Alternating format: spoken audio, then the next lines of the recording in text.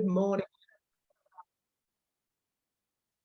Good morning, everybody, and thank you for joining the first of Res Publica's Lifelong Education Commission's evidence sessions. And normally when one runs a think tank, you go into a dark room, you read all the literature and try to come up with something sui generis. But in the modern networked age, what we're doing, thanks to Chris Skidmore's good advice, is we're convening panels, and our commissioners, who we're very grateful to have given their time, to begin a discussion that involves you all. There's a Q&A session afterwards. This is recorded. So I want this to help form part of an archive of the type of work and the type of discussions that we're engendering. So let me just open up with a few broad remarks. If you were thinking of levelling up, and I'm a big champion of it, if you believe in distributing opportunity, if you favour distribution over aggregation, to get more technical, what is the big idea that can take Britain into the 21st century? Instead of being a radically unequal place, a place where place is fate, because class has now segregated itself into where people live and for various reasons trap them there. What's the one big idea that could be transformative? And I really struggle to think of anything other than a skills system that allowed everybody in the country, regardless of their education presently, they may be very successful, or they may have been burnt terribly badly by education and their parents and their parents' parents.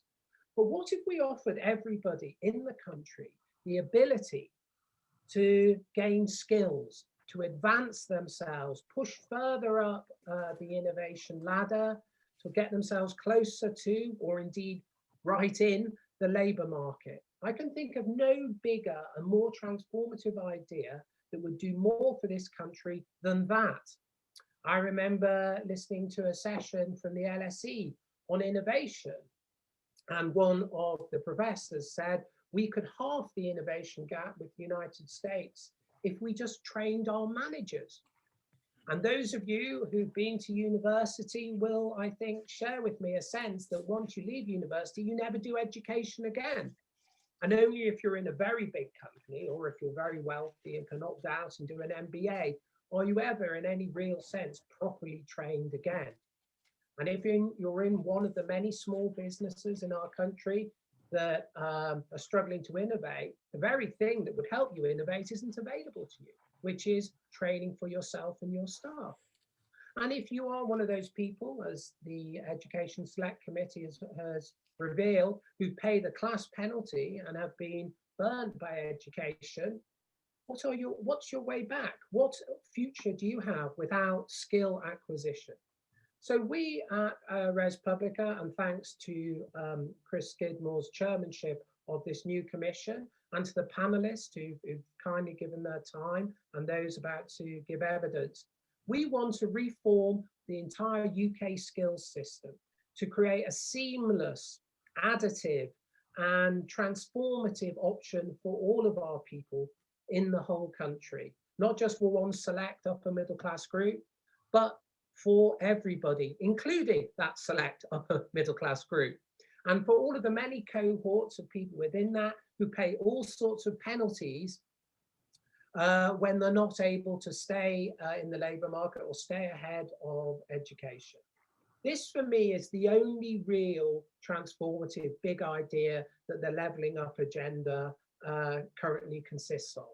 We at Res Publica led on the devolution debate, but I think that's run into increasing resistance, just because the transformative thrust that's needed, Whitehall is too resistant. And this, I think, is the next front for improving the lives of all of us and our citizens and our children and our children's children. So without further ado, I'd like to pass over to Chris Skidmore MP, who will now chair the evidence session. Thank you all very much.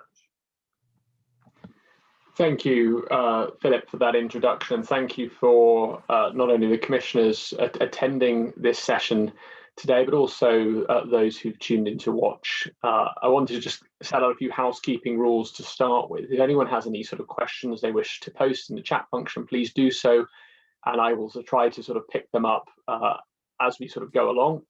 For the commissioners who will get the chance to ask questions directly of the panelists, please do raise your hand so I can sort of see you instantly pop up and can sort of time various questions appropriately.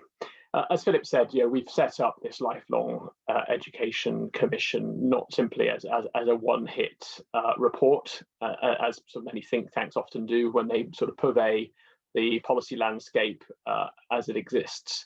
This is a commission that is going to be here for the long term, at least 2 years. We've got the funding in place now to run a series of reports. And the first report that we are undertaking is one that looks at the nature of qualification reform, the future flexibilities and funding that are needed to be able to deliver on the government's vision of a post-18 education system that is more balanced, that recognises pathways for mature learners, part-time learners, adult learners, indeed students who may not wish to go to university but may wish to start in a different location, indeed may wish to earn and learn at the same time. And a critical block, I would say, founding stone of the architecture behind the government's plans was the post-18 review conducted by Sir Philip Augar and his panel that began back in 2018. I actually launched the Lifelong Education Commission on the 3rd anniversary of the launch of Sir Philip's report. And for those who've not read the report, I would recommend you don't simply go on the headlines of the newspapers. It's an incredibly detailed, in-depth report that focuses on how to engineer a system that is going to be equitable for the future.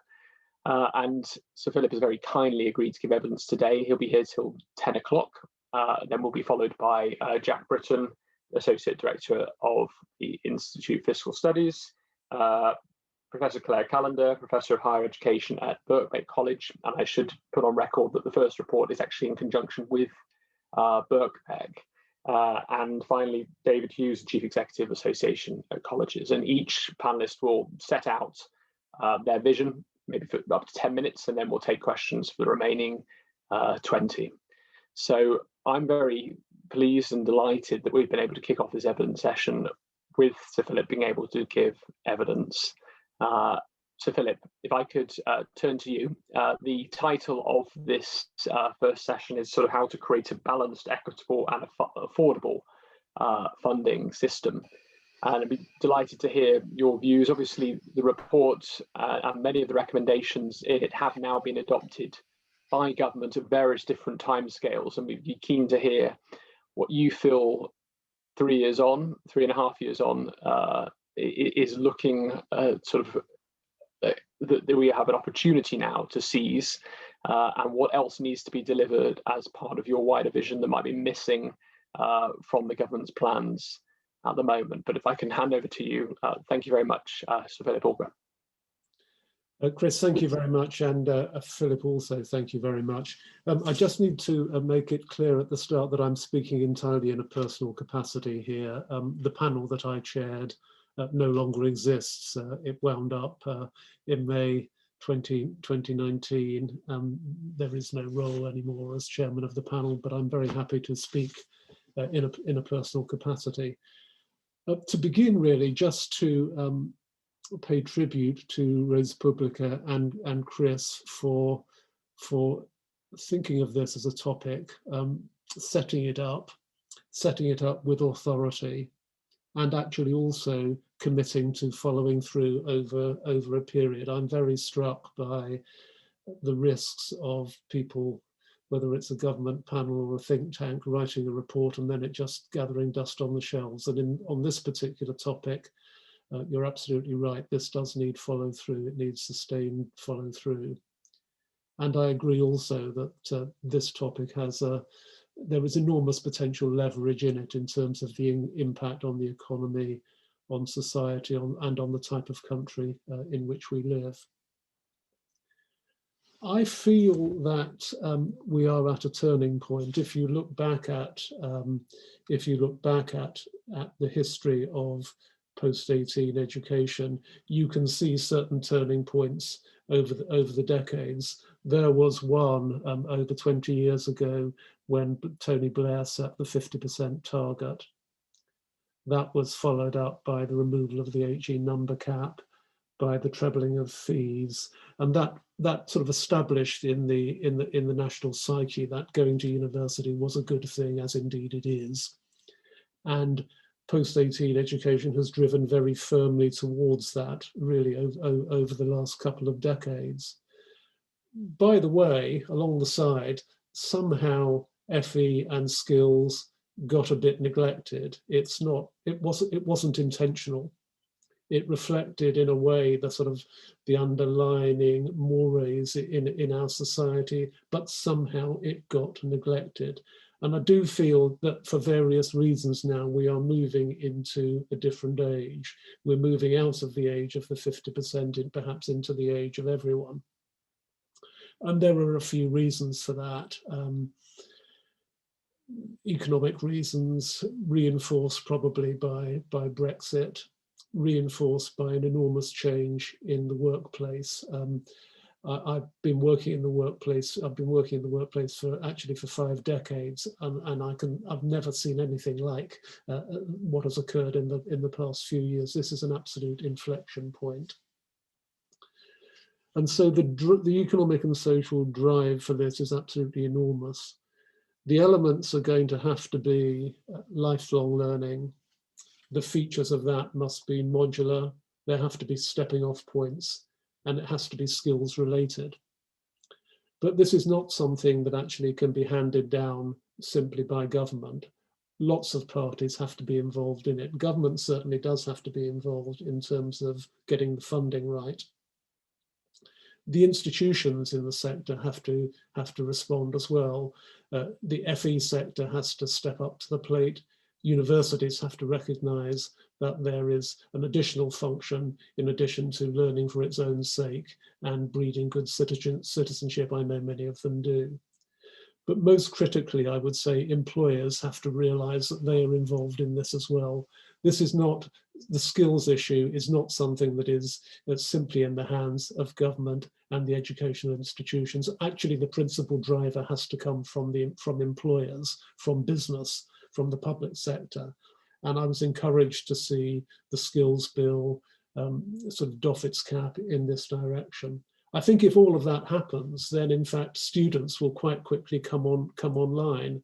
18-year-olds will understand that there are options. Adults in the workplace, if this is properly delivered and properly funded, will see opportunities to reskill in line with emerging developments in the workplace. So actually, I feel lots of the right building blocks are there. It now needs pulling together, funding properly, if we're to have this really radical change in attitudes that I think are required if the potential benefits that Philip Blond outlined in his introduction are to be realized. Chris, if I'd be quite happy to stop at that point and open up to questions. Would that be a good way to go? Yeah, I think, thank you very much for that sort of scene setting overview. It's much appreciated. I recognize that you're speaking in a personal capacity. I recognise also we have the recommendations of the report. I'm keen to sort of explore some of the points you've raised, and if I could take the chair's prerogative by asking the first couple of questions, and then if some of the commissioners wish to come in also, again, commissioners, raise your hands, and I'll allow you to then introduce yourself as a commissioner. Please set out your background and then take your question from there. But so Philip, I'm interested in the development of partnership working between the FE sector and HE sector, and potentially the funding that's required for that. And if you lived in a perfect world, what would you suggest sort of the most equitable partnerships can be? Should we try to create a national framework here that's going to allow for sort of credit transfer?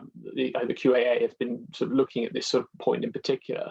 And how do you balance that with the tension between sort of local variation and local knowledge? that will allow universities and FE colleges to do what they do so well, which is to understand sort of their local sort of place-based opportunities for learning skills and job creation. Didn't know I could sort of ask if you had any thoughts on partnership working, how that could develop, and also I should ask for funding. Should we allow universities and FE colleges to sort of come up with models first and then seek funding, or do you think that there needs to be sort of pump priming funding in order for this to really sort of get off the ground? It feels like 2019 again, taking questions from Chris Skidmore, actually. It's very nice. There was a lot in that, Chris, wasn't there? There was a lot in that. What would a perfect world look like? So I think, the government seems to me to have the right framework in terms of what is already being trailed. So a lifelong learning entitlement seems to me to be absolutely essential. That needs to be, and as that's set in terms of 4 years, so sort of 4 times the current student loan, that seems fine. It needs to be able to be drawn down in modules over an individual's lifetime. Those modules need to be capable of being built up into a full level 4, 5/6, as appropriate. And they need to be transferable between institutions. And I know that's very hard and will cause sensitivities amongst some of the institutions, but I think that transferability is really very important. What should, and that all of that needs to be seamless in delivery and not bureaucratic. We're getting better at that. The student loan company seems to be functioning much more smoothly now, at least from where I sit. That requires higher and further education institutions to step up to the plate. And I'm encouraged to see in the FE sector, I'm encouraged to see workforce programs being trailed by the government. Critically, I think there needs to be an increase in the funding for FE colleges and a streamlining in the bureaucracy so that funding is easy to access. But I see that going through. I think also, however, HE institutions need to seize the opportunity as well. If this works as I described, the potential for universities to offer modules at level 4 and 5 and then to build them up is actually potentially absolutely enormous. There's already an explosion in undergraduate growth. There could be real pressure on universities, actually real capacity pressures if this works properly. Now on to then I think you also asked me about the local balance, and I mean I think this is really a tricky one. But in the skills bill refers to local skills improvement plans and a collaboration between employers and colleges, a collaboration that actually they have to have paid due attention to, I think is the phrasing. That actually has to get done at local level, and it has to be driven, I suppose, by the predominant local employers and employer representatives. Maybe it's chambers of commerce. It has to be driven by the big further and higher education institutions in the locality.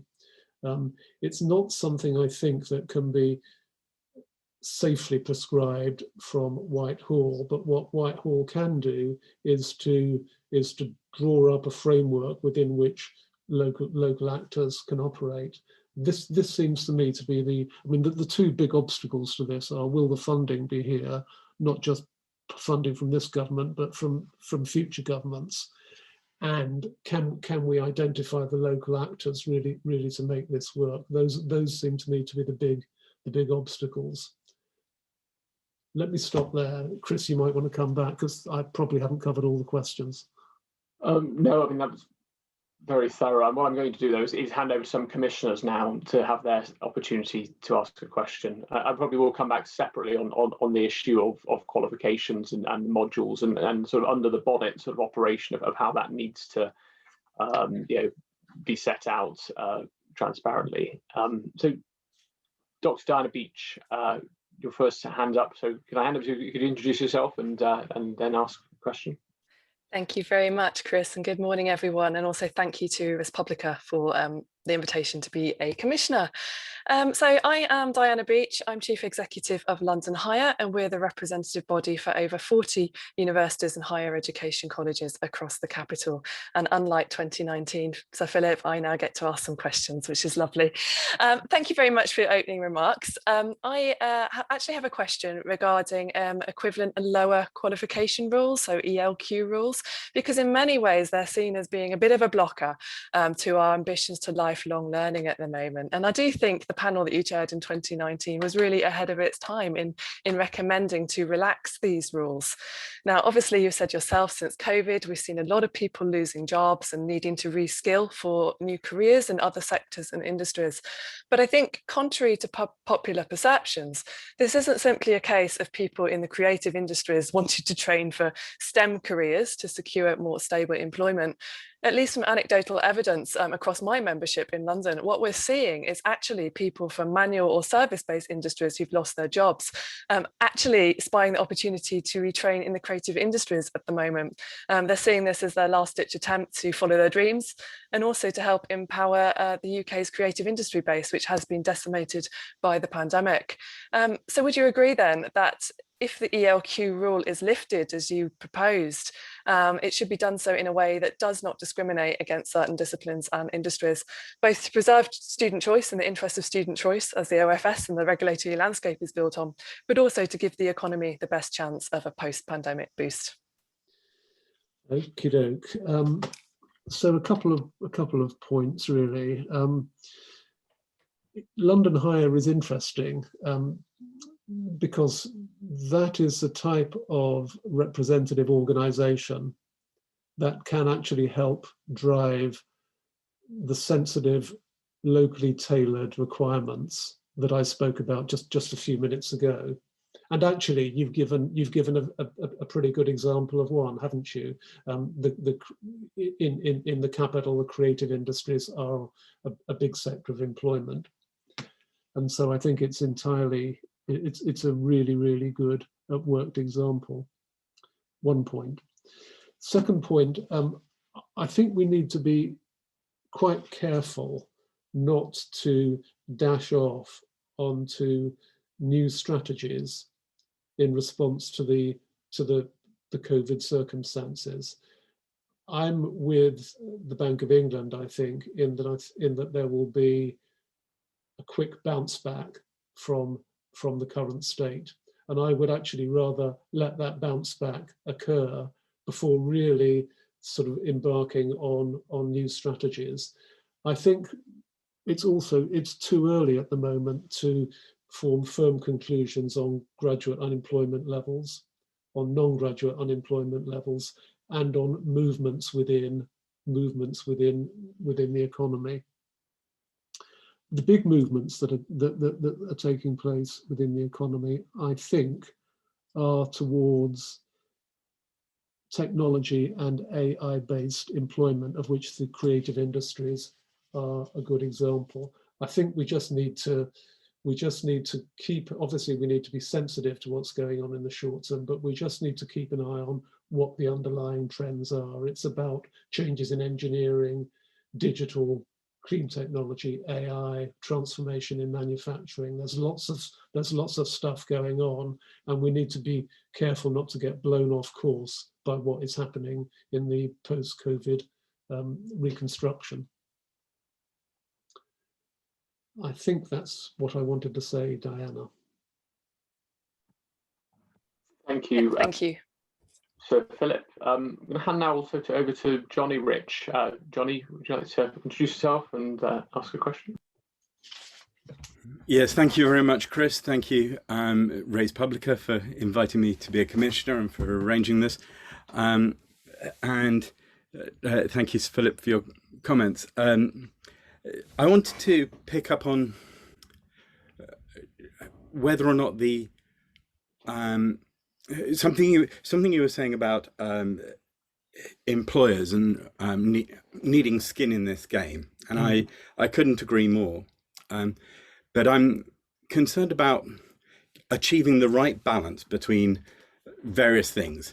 On the one hand, you've got the needs of employers, and on the other hand, you've got the desire of workers, for want of a better word, learners, those who potentially are going to subject themselves to learning, and who, in the way that the system is structured, are spoken about as paying for the education because they take out debts to do so. So we need to balance the interests of those learners with the interests of employers and achieve the right balances. And there is no, as far as I can see it, necessary match between them.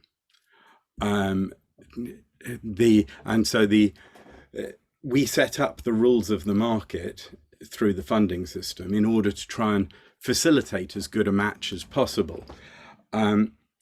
So am I wrong in this? Is there a necessary balancing of the labour market supply, what students or learners want to study, and what employers want them to have studied? So that's one part of the balance. Another part of the balance is that actually the thing research tells us over and over again, most employers don't mind what most people study. They want them to have broad employability skills and what are sometimes called soft skills. But I don't particularly like that expression because it suggests that they're easier than hard skills, whereas in fact it's just that they're more flexible. But how do we ensure that employers get skin in the game to ask for what is in the long-term interests of employers, i.e. greater soft skills, rather than the temptation of involving employers in getting very specific about these are the things we want in order to fill a job rather than in order to create a career for so how do we stop employers from being short-termist and also to have the long-term interests of learners at their heart as well? Well, how do you get employers to stop being short-termists? I've spent the last 30 years writing about that unsuccessfully, but we'll keep trying, shall we? You make some good points. Now, employers are the really tricky actors in this. It seems to me. Quite often, employers use skills shortage for actually simply bad management. It's very easy if your company is struggling to say, look, I can't get the staff. And sometimes that's true, but sometimes it also means that employers aren't investing properly in training. Sometimes it means that there are other things going wrong in the business, that staff aren't properly managed when they're in the workplace, that there might be strategic or structural issues. So I don't always believe the sort of skills shortage numbers. Okay, there's got to be something in that, but at an individual base level, it can quite frequently get exaggerated.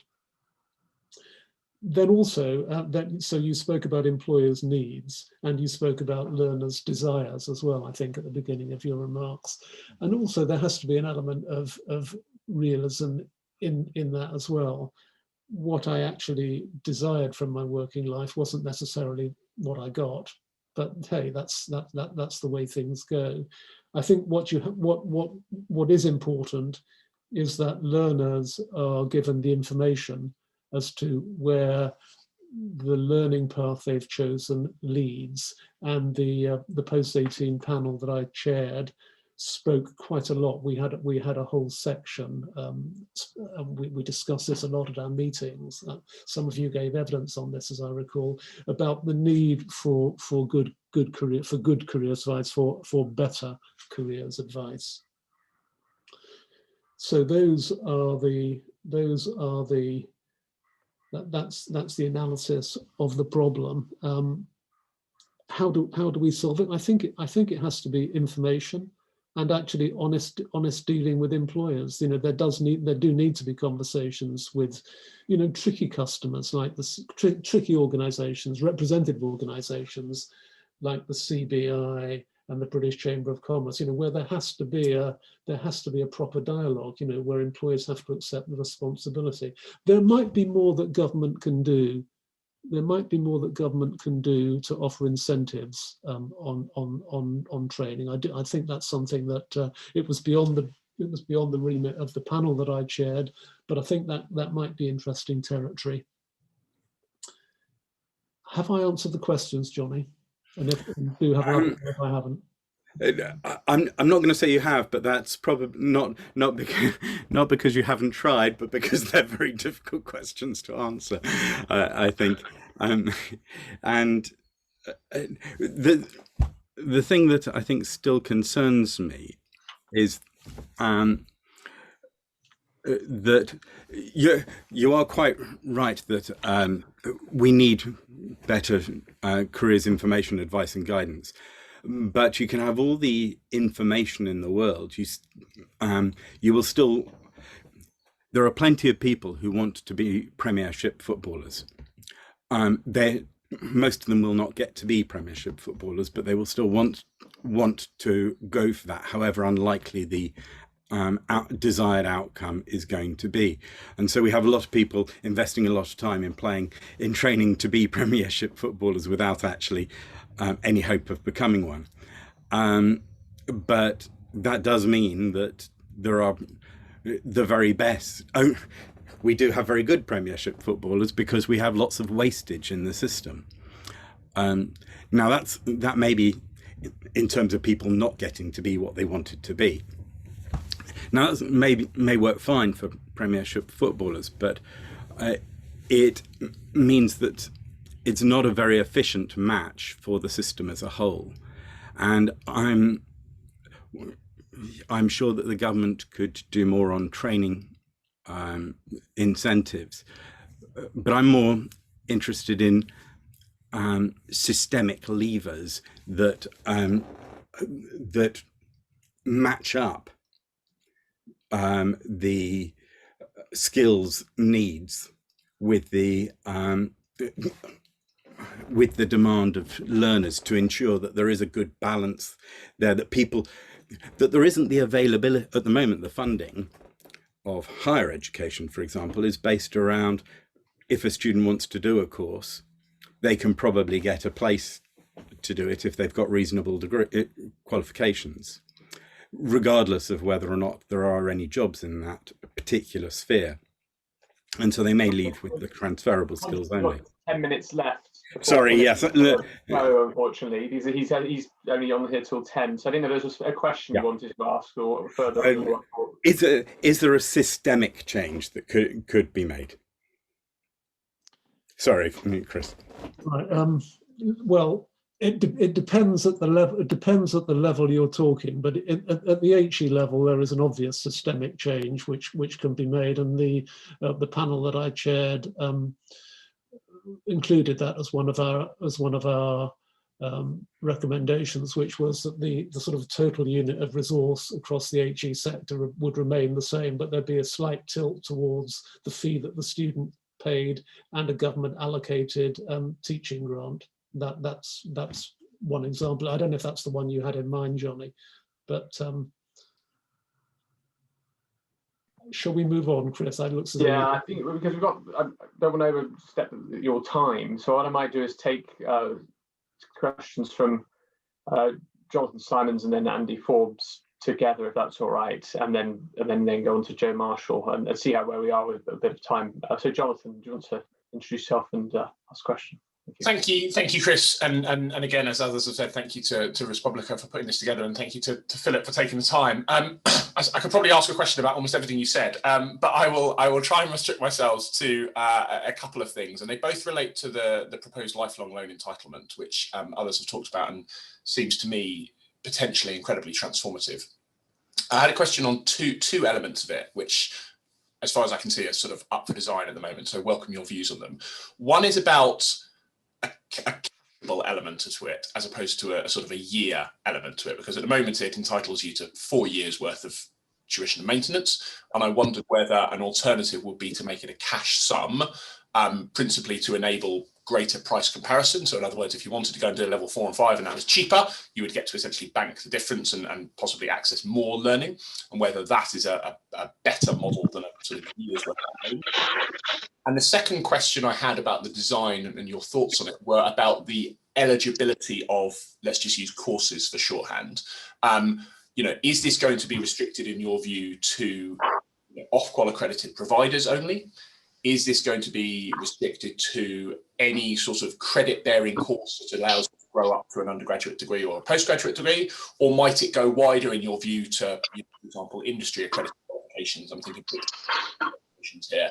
Would you, in your view, be able to use the LLE to take a Microsoft Azure cloud computing qualification for those two thoughts? Thank you. Thank you, Jonathan. David Hughes, can I just ask you to turn your microphone off if that's right? Because it's sort of cutting through on the screen. I think that'd be great. Might go to Sir Philip to answer some of those several questions. That's right, Sir Philip, and then I'll hand to Andy Forbes. I recognise there were several points you may want to sort of reflect on Jonathan's questioning. Thanks, Chris and Jonathan. Yeah, I mean, two very, very good points, really. There has to be, I think, some form of control on eligibility. I'm not quite sure what that control should be, but I think there absolutely has to be. Otherwise you end up as a kind of Wild West marketplace where pretty much anyone can set up their own standards. So I think there has to be some sort of control. I'm not sure what that should be, but I'm sure that will be reviewed. I think the idea of a cash sum is incredibly interesting. Incredibly interesting because it actually introduces the element of proper price competition, which we've never actually managed to pull off. And I'm looking, have we, Chris? Looking at Chris Skidmore in this, we've never been able to pull that off properly, because consumers frequently associate high price with high value. But actually, in the scenario that you describe, really could have quite an impact. I think it's well worth looking at. Yeah. Andy Forbes, we hand over to you, and then I'll go, and then Joe Marshall after Andy. Yes, thanks, Chris. And like everyone else, I'm very pleased to have been invited to be a commissioner, and I'm very pleased to have heard right from the horse's mouth, as it were, the idea of the neglect of the further education sector, because I'm a further education college principal, and my colleague Bev Robinson, who was on the panel, I think has spoken a great deal about that. But so I suppose I'm talking very much from that perspective, and from, if you like, the shop floor, from a further education window. There are two issues that I think aren't spoken enough about, and which I'd like to ask a question about. One is the simple fact that for most people, employers are SMEs, and there are real issues in the way in which we actually manage to get small employers, often very small employers in the new economy, in the digital industries and others, to engage with some of these processes, which is why I thought the issue of employer incentives that actually cut through to SMEs is an absolutely vital one if this lifelong learning entitlement is going to be properly supported. I'd appreciate any views on that. And somewhat linked to that if you were to look at City of Bristol College where I work, something like 80% of our apprentices are in small hairdressers, decorating companies, bricklayers, etc., etc. And apprenticeships is another area. It's been battered through the pandemic. It's still there. There are still issues, I think, about the way in which it's become rather inflexible and bureaucratic in my experience. But surely apprenticeships must be a key part of whatever emerges from the new framework we're talking about. So again, I'd be interested in views on how apprenticeships link into this whole lifelong education piece that we're talking about. Thank you. Thank you, Andy. So SMEs, apprenticeships. Joe Marshall, could we ask you to sort of follow in with your question as well, so we can sort of get everything together and Philip can answer them together. Thanks, Chris. Yeah, I'll just a very quick one. Philip, you mentioned earlier about the kind of the local piece, and I say this with my dulcet northern tones and sort of coming across the airways, but I think just picking up on Andy's point about the local piece of kind of FE meeting, that those kind of needs of a local economy, you know, local employers. I wonder sometimes though with higher education, there sort of feels to me to be a gap that, you know, many universities will hold on to those relationships with individual employers, and so it's very difficult for universities to kind of and for employers to have a one-to-one. It's easy for them to have a one-to-one relationship. It's difficult for them to have a many-to-many. And I guess you mentioned a lack of information. We talk about career services for the learners. The other gap that I feel is missing, and I would welcome your thoughts on, is the gap that's the sort of UK CES gap, that sort of national perspective on where both the employers but also the economy is going. And that might be the bit that could have those robust conversations, because it feels to me that at that national level, often where universities and higher education is playing, isn't necessarily singularly about a local economy. And so you get into this kind of how do we square that local national in a relatively small country? Yeah, crikey, I could chair a panel on those last two questions alone, I think. Just to try and summarize the answers. First of all, for Andy, accessing SMEs, I completely get that, and I completely agree with that.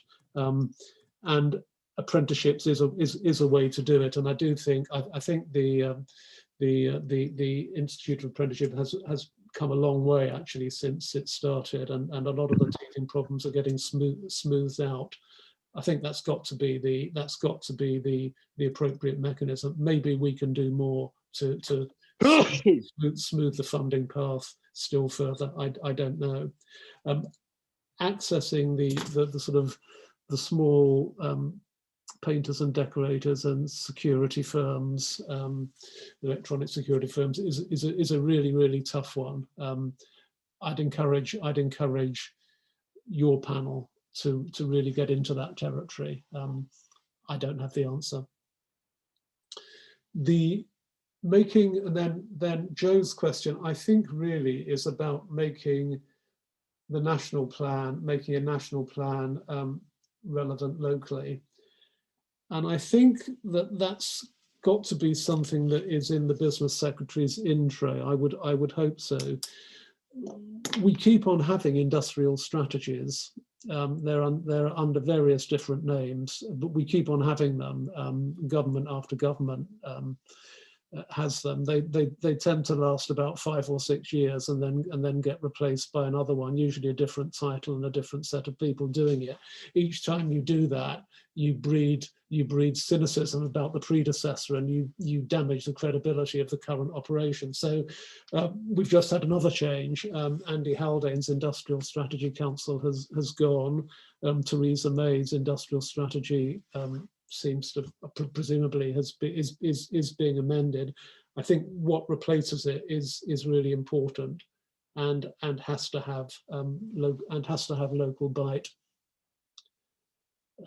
I'm afraid I had therefore only more questions and no answers to that. Chris. Thank you. So Philip, I realise we've sort of run out of time. Could I possibly just take 2 more minutes of your time to ask. I haven't actually. I have another 5 minutes. Okay. That's okay. Very quickly, there's been fascinating questions and discussion going on in the chat function. I just wanted to give some attendees the opportunity to pose questions to you that I've written down. It was almost quick fire round. So Rennie Kogelbauer has asked, do you envisage a transfer of credits between HE institutions and FE in level 4 so that someone can move between a module in an FE institution, an HE institution at that specific level, or are you thinking sort of a stepping up process? Very much so. Very much so. That's absolutely crucial for the FEs, for FE colleges, and it's a great opportunity for universities as well. Absolutely crucial. And Michelle Jones asks, have you had any thoughts on how you might engage with public sector organisations such as in healthcare, where the step-on, step-off model, modular learning may be discouraged in terms of the already existing professional routes that are there? How do we deal with some of these sort of giant organisations in order to engineer change? Good question. Don't know the answer. Fair enough. And you use the phrase "under the bonnet." I haven't got under the bonnet in that area, but it's a great question. And one final question was just, do you feel there might need to be any further reforms of the student loans company? And there's a question I wanted to sort of maybe finish on, is that we've got student loans company as a single organisation up in Glasgow. You're potentially looking at a massive expansion in credit-based finance, particularly how would you go about bringing this transformation to bear? Would you continue to have a single SLC organisation and expand it in one location? This across the country? We looked at the the panel that I chaired. Sorry, that's can you hear me okay? Yeah. The panel that I chaired, when we spoke about a lifelong learning entitlement, as we called it, we made some inquiries as to whether the student loan company would be able to do this. We were satisfied that there was no structural reason for them not to be able to do so. There may be operational difficulties, and my understanding is that the operational difficulties that were there in sort of 2018, early 2019 are being smoothed. That's the latest information I have. Obviously, you wouldn't want to go ahead unless you were sure that it could be delivered wrinkle-free. So Philip, thank you ever so much for giving evidence this morning. It's really appreciated, and I know we've had sort of 50 participants, coming to watch your evidence session. It's really set up this first report incredibly well. So I just want to say on behalf of the Lifelong Education Commission, thank you for giving up your time today. It's great to hear from you, and clearly, your passion for this subject is undimmed, and we've been a joy to hear you today. So thank you very much. It is very much undimmed, Chris, and I'm really encouraged that your commission under your chairmanship are kind of keeping up the pressure in this area. It's really important that we do so. Thank you. I'm sorry I need to go off to another meeting now. Thank you very much. Thank you. Appreciate it. Bye. I'd like now to turn to the second evidence panel, and this is Jack Britton, the Associate Director of the Institute for Fiscal Studies. I mean, those watching may remember the IFS has been sort of pivotal in crunching some of the data around graduate outcomes and the potential to understand sort of life-term expectations of what education can deliver for individuals, and the IFS took specific sort of views also around the Augar report, and I've been keen to get a sense of where they feel the debate has moved on to, what needs to happen in advance of the government reforms, what still needs to be considered in terms of establishing lifelong learning pathways. So I'm delighted that Jack Britton can join us. Jack, if you're able to maybe make a sort of opening statement for as long as you want, maybe up to 10 minutes if needed, but less than that is fine. And then we'll ask some questions if that's all right. But sorry for eating slightly into your time. I just thought it would be good to get sort of the final points across from the Q&A to Philip Augar. So Jack Britton. Hi, absolutely no problem in eating to my time. Definitely, Philip is That's a man with a lot more experience and knowledge of this area than I do. As Chris says, I'm an associate director at the Institute for Fiscal Studies. I'm an economist.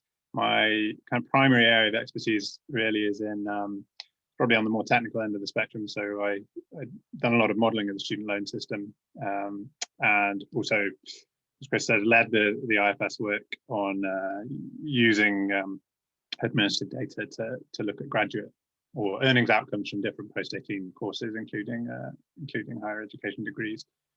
So that's really where my expertise is. But I wanted to have a go kind of more broadly at this topic in this, like in these opening remarks about, you know, what I see as the barriers to people taking on these courses, and then talk a little bit about what the kind of recent white paper put forward by the government does to partially address these and some outstanding issues.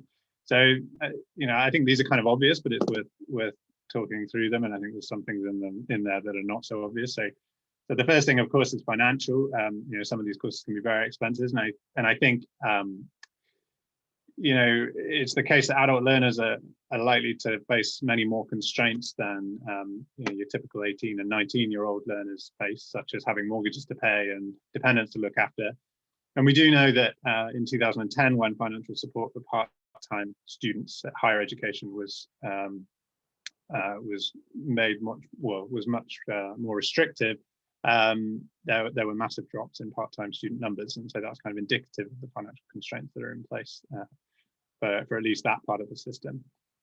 A second thing is just in terms of time and access. So older students are going to be less geographically mobile due to ties to an area such as owning a home or having kids in school or whatever, but also they're more likely to have time constraints, meaning that courses that they want to do need to be more flexible, and so that kind of geographical and kind of time flexibility is really important. A third thing is uncertainty, and I think this comes in multiple forms. So first, there's uncertainty over the individual's own skills. You know, a lot of people will leave education and work for a long time and then decide that they want to change track, and may not be fully confident that they're able to complete a course, even if they're very interested in it. And this might make them reluctant to have a go. A second source of uncertainty is people might like the idea of doing something different, but they might not have very good information of the job prospects in that area because they've built up a lot of expertise or of knowledge in one particular sector. If they want to change sector, they may not have great contacts in there. And third, you know, there might be a ton of possible options available to individuals, but they might not really have a good idea of what is highly regarded by employers. And that may make them a bit cautious about taking something on if they think that employers are unlikely to respect those qualifications, or those qualifications are not very likely to pay off in terms of getting a job. And then the fourth thing was something which I think gets neglected in this discussion, which is the delayed benefits from education. And this is something that really comes out in our higher education work. And I'm not necessarily sure that it applies perfectly, but it's just something to keep in mind. And that is that when we were looking at the returns to undergraduate degrees, across the whole of the higher education sector of people who are going to university in their kind of late teens, returns for men were only about 6% at age 30. So that's kind of nearly 10 years out of university, and the returns across all of the people going to higher education, including people who go to very top institutions that do have very good earnings outcomes. And so, you know, there's lots of universities in there that were resulting in fairly low returns by that age. So what we then did was to try to think forward and look later on in people's lifetimes to see if the benefits of higher education did pay off later. And we did indeed find that for men, where the kind of big problems were at age 30, these mostly went away by, say, age 40, age 45, which was that the growth of male graduate earnings in their 30s is really rapid. But that is quite a long time after leaving higher education. And you know, adult learners thinking about making investments in education might be concerned that there just isn't the time for these things to pay off in their kind of shortened working life compared to people who are 18. So they're the kind of four main things. So financial, time and access, uncertainty, and then delayed benefits. And then I've got some of the government solutions to some of these barriers, which, only partially address them, I think. So, in the recent white paper, there are 3 main things that I'd kind of want to highlight that I think do address or partially address some of these issues. The first of these is the National Skills Fund, which is, providing additional funding in this space can help across the spectrum, particularly in terms of providing flexibility and finance.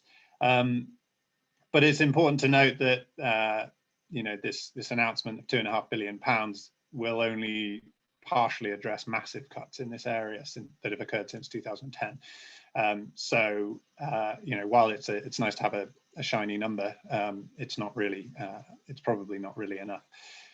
A second thing that was in the white paper is this focus on modular system, which Philip talked about quite a lot. I think this is great because it adds loads of flexibility. It enables people to sample courses without necessarily having to take on a really big commitment, which is good for learning about their own abilities. It's also good in terms of flexibility, meaning that they don't have to take on massive amounts of education right at the start, meaning to fit in around their working lives or whatever.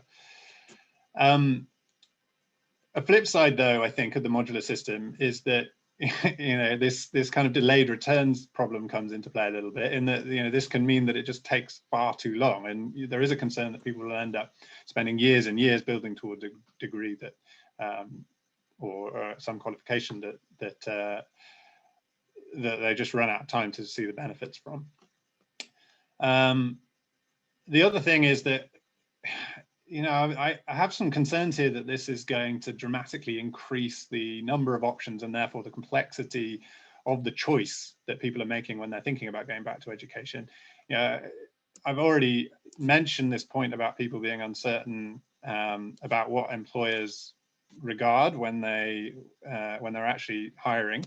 And that can kind of prevent people from wanting to take on qualifications if they're worried, if they're just uncertain about that. And I think that taking on kind of a module, a specific course at a specific university, it's very hard to know how that will be regarded by some employer, say on in the other side of the country or something like that. So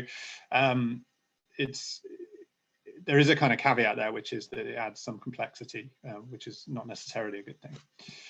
And then the third thing that the government have mentioned in this white paper is lifelong loan entitlements, which Philip also talked about. And surely this will help with financial restrictions, but it'll also add insurance, meaning the risk isn't all on the individual. And I think that is an incredibly important thing. Signing up to a new degree, for example, is a really daunting prospect for people. And the idea that you only have to pay back slowly over time, and only if you earn a decent living, will kind of allow people to be more confident in taking on that risk. But I think something that I guess I have more expertise in is just thinking about the design of these systems, the student finance system, and I think it's really important that just taking the student loan system as it is, for undergraduates, just probably wouldn't work very well in this context. That system is characterized by some really unusual features, which actually combine into some kind of okay properties, but those properties probably wouldn't apply if you were in a kind of in this different world, I guess. So very high loans with a very high repayment threshold and very high interest rates, all kind of combine to this progressive system where the highest earning graduates repay by far the most and the lowest earning graduates don't actually have to pay very much.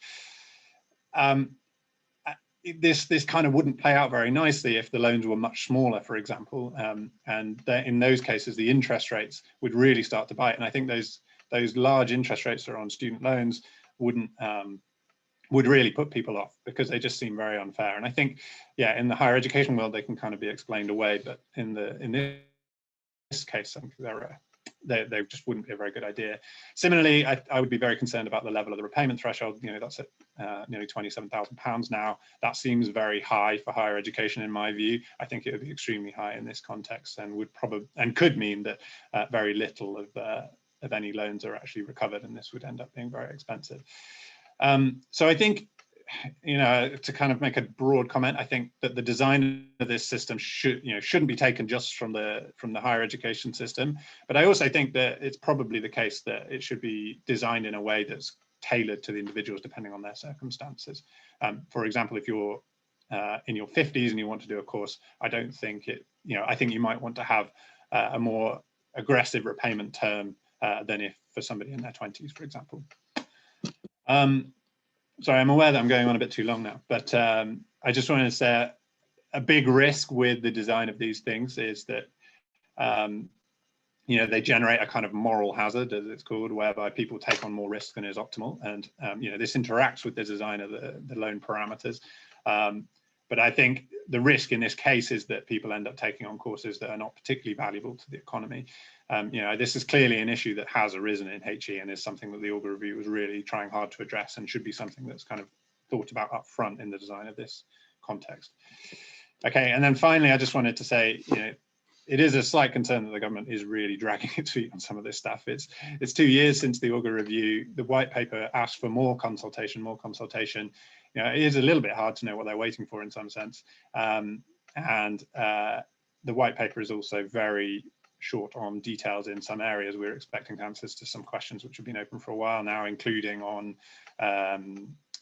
Hughes, equivalent and lower qualification rules that enable people to access different degrees, and that's just not happened yet. So I think it would be great to see more concrete progress over the next year.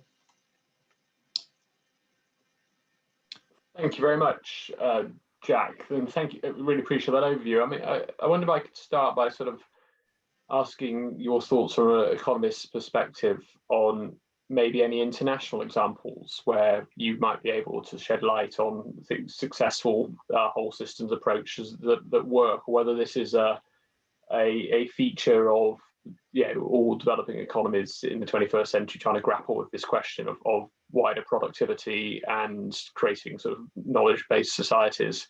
I note that Sweden, for example, I think has well over 25%, it might be touching 27% of adults engaged in some form of lifelong learning sort of process that sort of puts the UK to shame. And obviously the modular approach has most recently been trialled in Australia. I didn't know whether you had any thoughts on any other sort of countries' sort of processes and what they've developed. And secondly, just sort of to take a slightly different tack on question number 2 before I then hand over to some commissioners. The Education Secretary recently sort of trailed this sort of potential minimum entry requirements for sort of getting a C grade or above in English and maths. And I think that sort of reflects back then on lifelong learning and the very sort of basic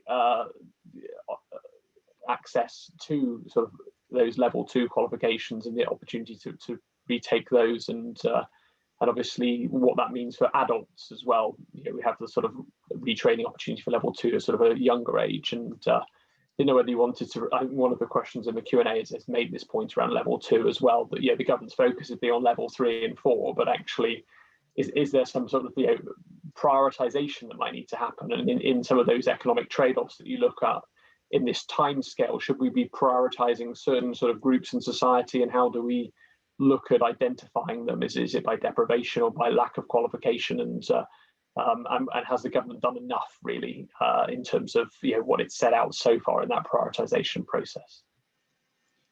Right. I mean, there's a huge amount there. So I think to kind of answer the first thing very broadly and kind of vaguely, these issues are everywhere, in different to different degrees. I think the main thing that I think is different in the places that are able to do this kind of thing well. You mentioned Scandinavia, and of course some of the European countries, like Germany is the one that everybody was talking about. I think it is true that the qualifications are more grounded, so more kind of known that they're going to be respected, and there's just a bit more certainty about what they're providing for the employer, but also that the individual can rely on the outcomes from those qualifications being reasonably good. So I think, yeah, I think the issues are everywhere, but to different degrees, and the places that have done well have kind of aware that there's been deep investment in the kind of non-HE part of the system.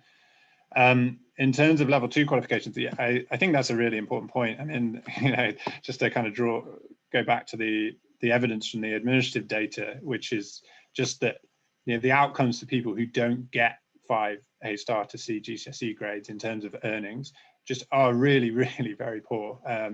And they, you know, their earnings are very low to start with, and they just stay low. The earnings growth through their 20s is extraordinarily disappointing. You know, that's a really stark figure just from a chart that's in one of those reports that we produced. You know, I don't know whether this is quite answering your question, I guess, but you know, one thing that I've got very much in mind is that there should be much more availability of kind of free online materials that enable people to go back and gain the qualifications like the ones that you mentioned. So, you know, like getting GCSE maths, for example, if you haven't passed that, I feel like there should just be an online course that you can do for free, and there's just exams that you can sign up to take that would enable you to gain those qualifications. You know, in a similar way to how the kind of medical entry exams are done. You know, that kind of thing would be extremely low cost and could be quite beneficial. I suspect that, you know, there are other people on this panel who have a lot more expertise in this area, and maybe the idea is not particularly, wouldn't fly in practice, but you know, it seems to me that this kind of thing is would potentially help. Thank you very much. Diana, can I hand over to you, please? Thanks, Chris, and thanks, Jack. I'll keep this brief as I see there are a lot of hands up. So as the woman on the panel today, I'm interested in unpicking the gender equality aspect of the delayed benefits point that you mentioned a little bit earlier, Jack. And I think while men's earnings tend to increase in their 30s and 40s, I believe your data shows that women's earnings tend to stall in the same age bracket, especially after a career break, raising a family. So I'm wondering if short part-time courses for women in this age bracket could be the boost that they need and that the economy needs, and could they be the key to bringing forward the delayed benefits for this group? And actually, picking up on what Chris just asked, could they also be one of the priority groups that the government could be targeting? Yeah, I think that is a great question. I kind of skirted over some of the detail there because of just trying to be concise, but it is true that I was focusing on men, and that's because the kind of the data for women are a little bit more complicated in that higher education returns look really good up to age 30, and then they really kind of slow down in their 30s, as you say. You know, I think that everything you say there is right. That's true. It's the kind of bang for your buck is probably a lot higher in the case of women. And I think there is actually kind of academic evidence to support that case. There's a recent paper in the Journal of Labour Economics by some colleagues of mine at the IFS, which look at the impact of kind of in-work training, and that shows that in-work training is particularly valuable for women who've taken time out of the labour market for childcare. And I think that is, yeah, that's just a really important aspect of this. I agree completely.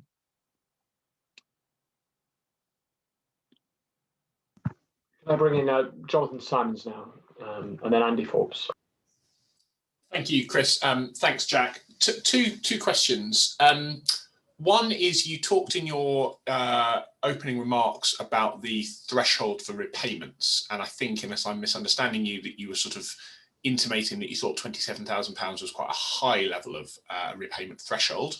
Are you suggesting, again, well, that one is put words in your mouth, are you suggesting that that threshold might be lowered, and what would the impact of that be if it were lowered to 25 or 22, as I know has been talked about previously?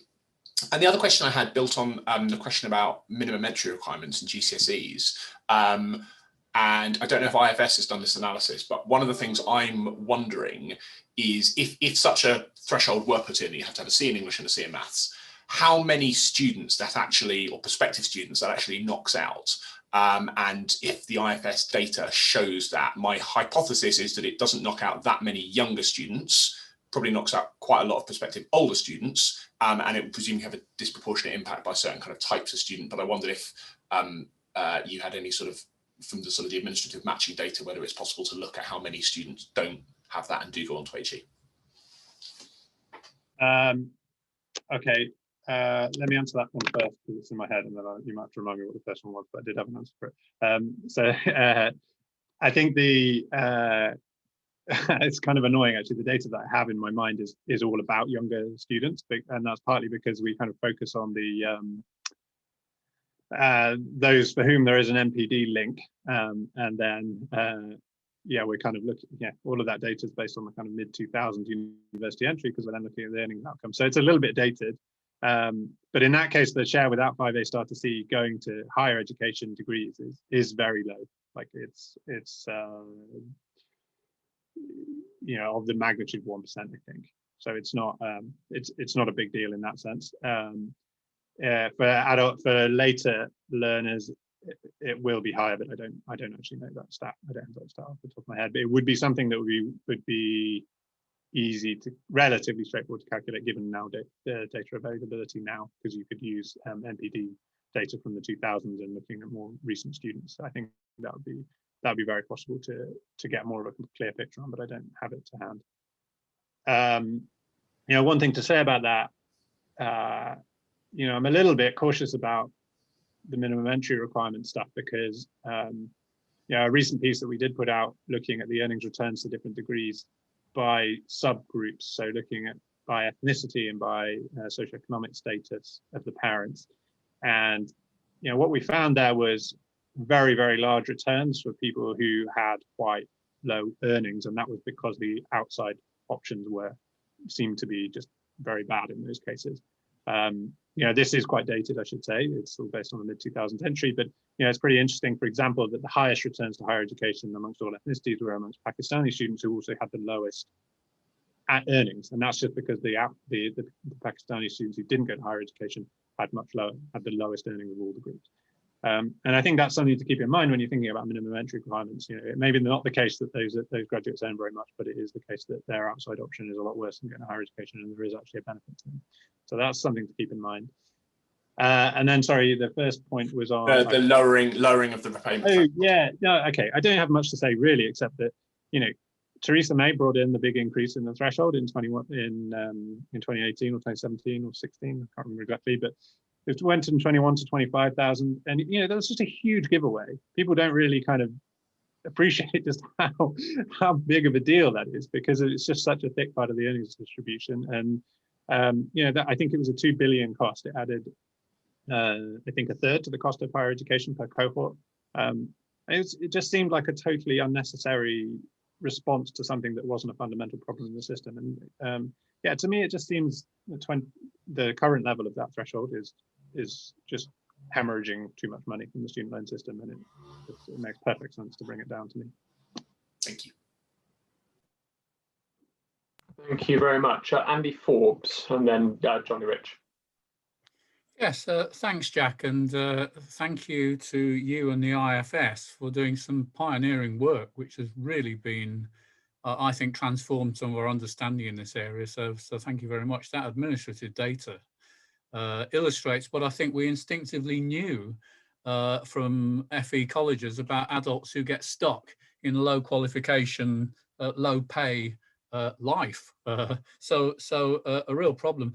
I just wonder, from an economics point of view, I think what you have talked about, to me, gets me thinking more and more about how complicated it is for adults to navigate this system, which is a really very complicated system that we've got, and therefore the need for advice and guidance. But I suppose my question is whether there's been anything in terms of research that's looked at what might be called the behavioural economic side, how consumers, particularly consumers with low qualifications, behave within this environment and what choices they make. Because it does seem to me that all you're saying is that it's very easy to make poor choices, particularly if you've had a poor experience of early education And also you may, because you're on low income, be very debt averse.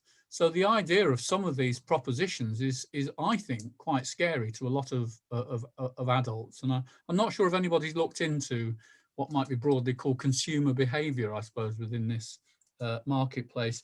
And linked to that, my second question is around the sort of qualification levels. And I do understand why you focused on qualifications which are specific to workplaces, maths, English, things like that. But again, I do wonder whether there is a very large category of adults who require something prior to accessing those sorts of work-related qualifications in terms of rebuilding study skills, confidence, communication skills, etc. If you're a Pakistani adult whose English may not be fantastic and who didn't do very well at school, I think accessing a GCSE maths course is a huge barrier. There's many preliminary things that I think need to be done. And again, I'm not sure in your experience if we focused on what you might call those non-functional qualifications that set people up to make progress in other qualifications. So those are my two questions, I think. Yeah, great. It's very interesting. Very interesting set of questions, actually. I think in terms of the behavioural stuff, I mean, one kind of tenuous site that I'll put in is when people have too many options, they they kind of make worse choices than if they actually have fewer choices. But in terms of the student loans, I think Claire will have a lot to say on this as well, actually. But a lot of the evidence is based on very different populations to the kind of populations that you're talking about here. People like me, for example, who was always going to go to higher education to be honest, because I don't have other skills. So it was always going to be the case that I'd choose to go to higher education, and the kind of student loan conditions aren't something that are really going to dramatically affect my decision unless they're really kind of crazy. And I think that kind of evidence is not really very applicable to thinking about people in their 40s with a mortgage who are thinking, okay, do I really want to take on the £3,000 debt that's got an interest rate of 6% a year? Like, that just seems terrifying. And I think that the space is really not very well populated in terms of research, largely because not very much of this kind of policy making has been done around the world, particularly and particularly not much kind of good evidence on what the actual effects of it are. And then in terms of, I love what you say about rebuilding confidence. It's kind of what I had in mind when I was saying that courses should be available online for free and you can just do the exams, because you're not putting yourself out there so much if you're just trying to do something on your own time. You can kind of just on the side try and study that in the evenings and maybe tell your partner about it, but not all your friends that you signed up to this course. And it's kind of and I was I kind of had it in mind that you'd be able to do this course on your own and then do an exam, and that would give you the confidence to then go on.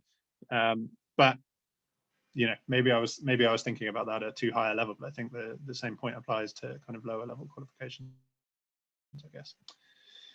Thanks, Jack. And I'll just take the final point now from Johnny Rich, and then sort of move on to the next. Sure. Johnny. Yeah, thanks very much. I'm really struck by what you were saying about alternative outcomes.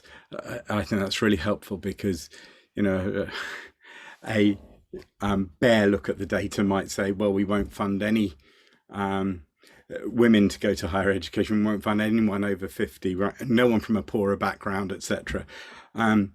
Or you could say, if you only look at the alternative outcomes, we won't fund any white males from Eton to go to higher education because their earning premium is minimal. So how do we factor in the non-salary economic benefits of education? How do we, what economic model can we build that recognizes that, for example, employers gain from education as well as the individual gaining? Wow. I think that's a really difficult question to answer. So, obviously, I think that the government needs to be thinking about where it wants to be subsidizing education, where there are market failures, and whereby there's underinvestment in certain types of education that it does want there to be investment in. And in some sense, the student loan system as it is does do that. It just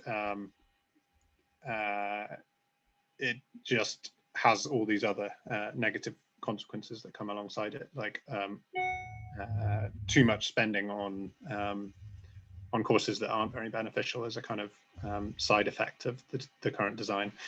So I mean, I do think that the kind of it doesn't really go to your question in terms of economic model, but I do think what the Augar review ended up landing on in terms of design of the system was reasonably sensible, in the sense that it was not dramatically changing the status quo, but it was redirecting funding away from courses that the government didn't want to prioritize, and bringing back more of a teaching grant into areas that it does want to prioritize. And I think there are some negatives of that, in that there'll be benefits to higher earning graduates in some cases, et cetera, but I think the trade-offs are good, because, well, that is a price worth paying, I should say, because I think that it then gives government a little bit more control in terms of where it is spending.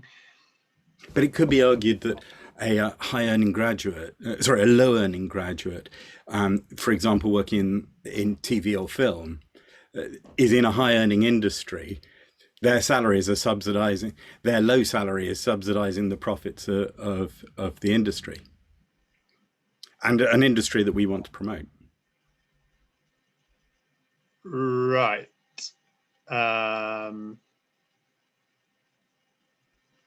I don't have much to say on that, I think.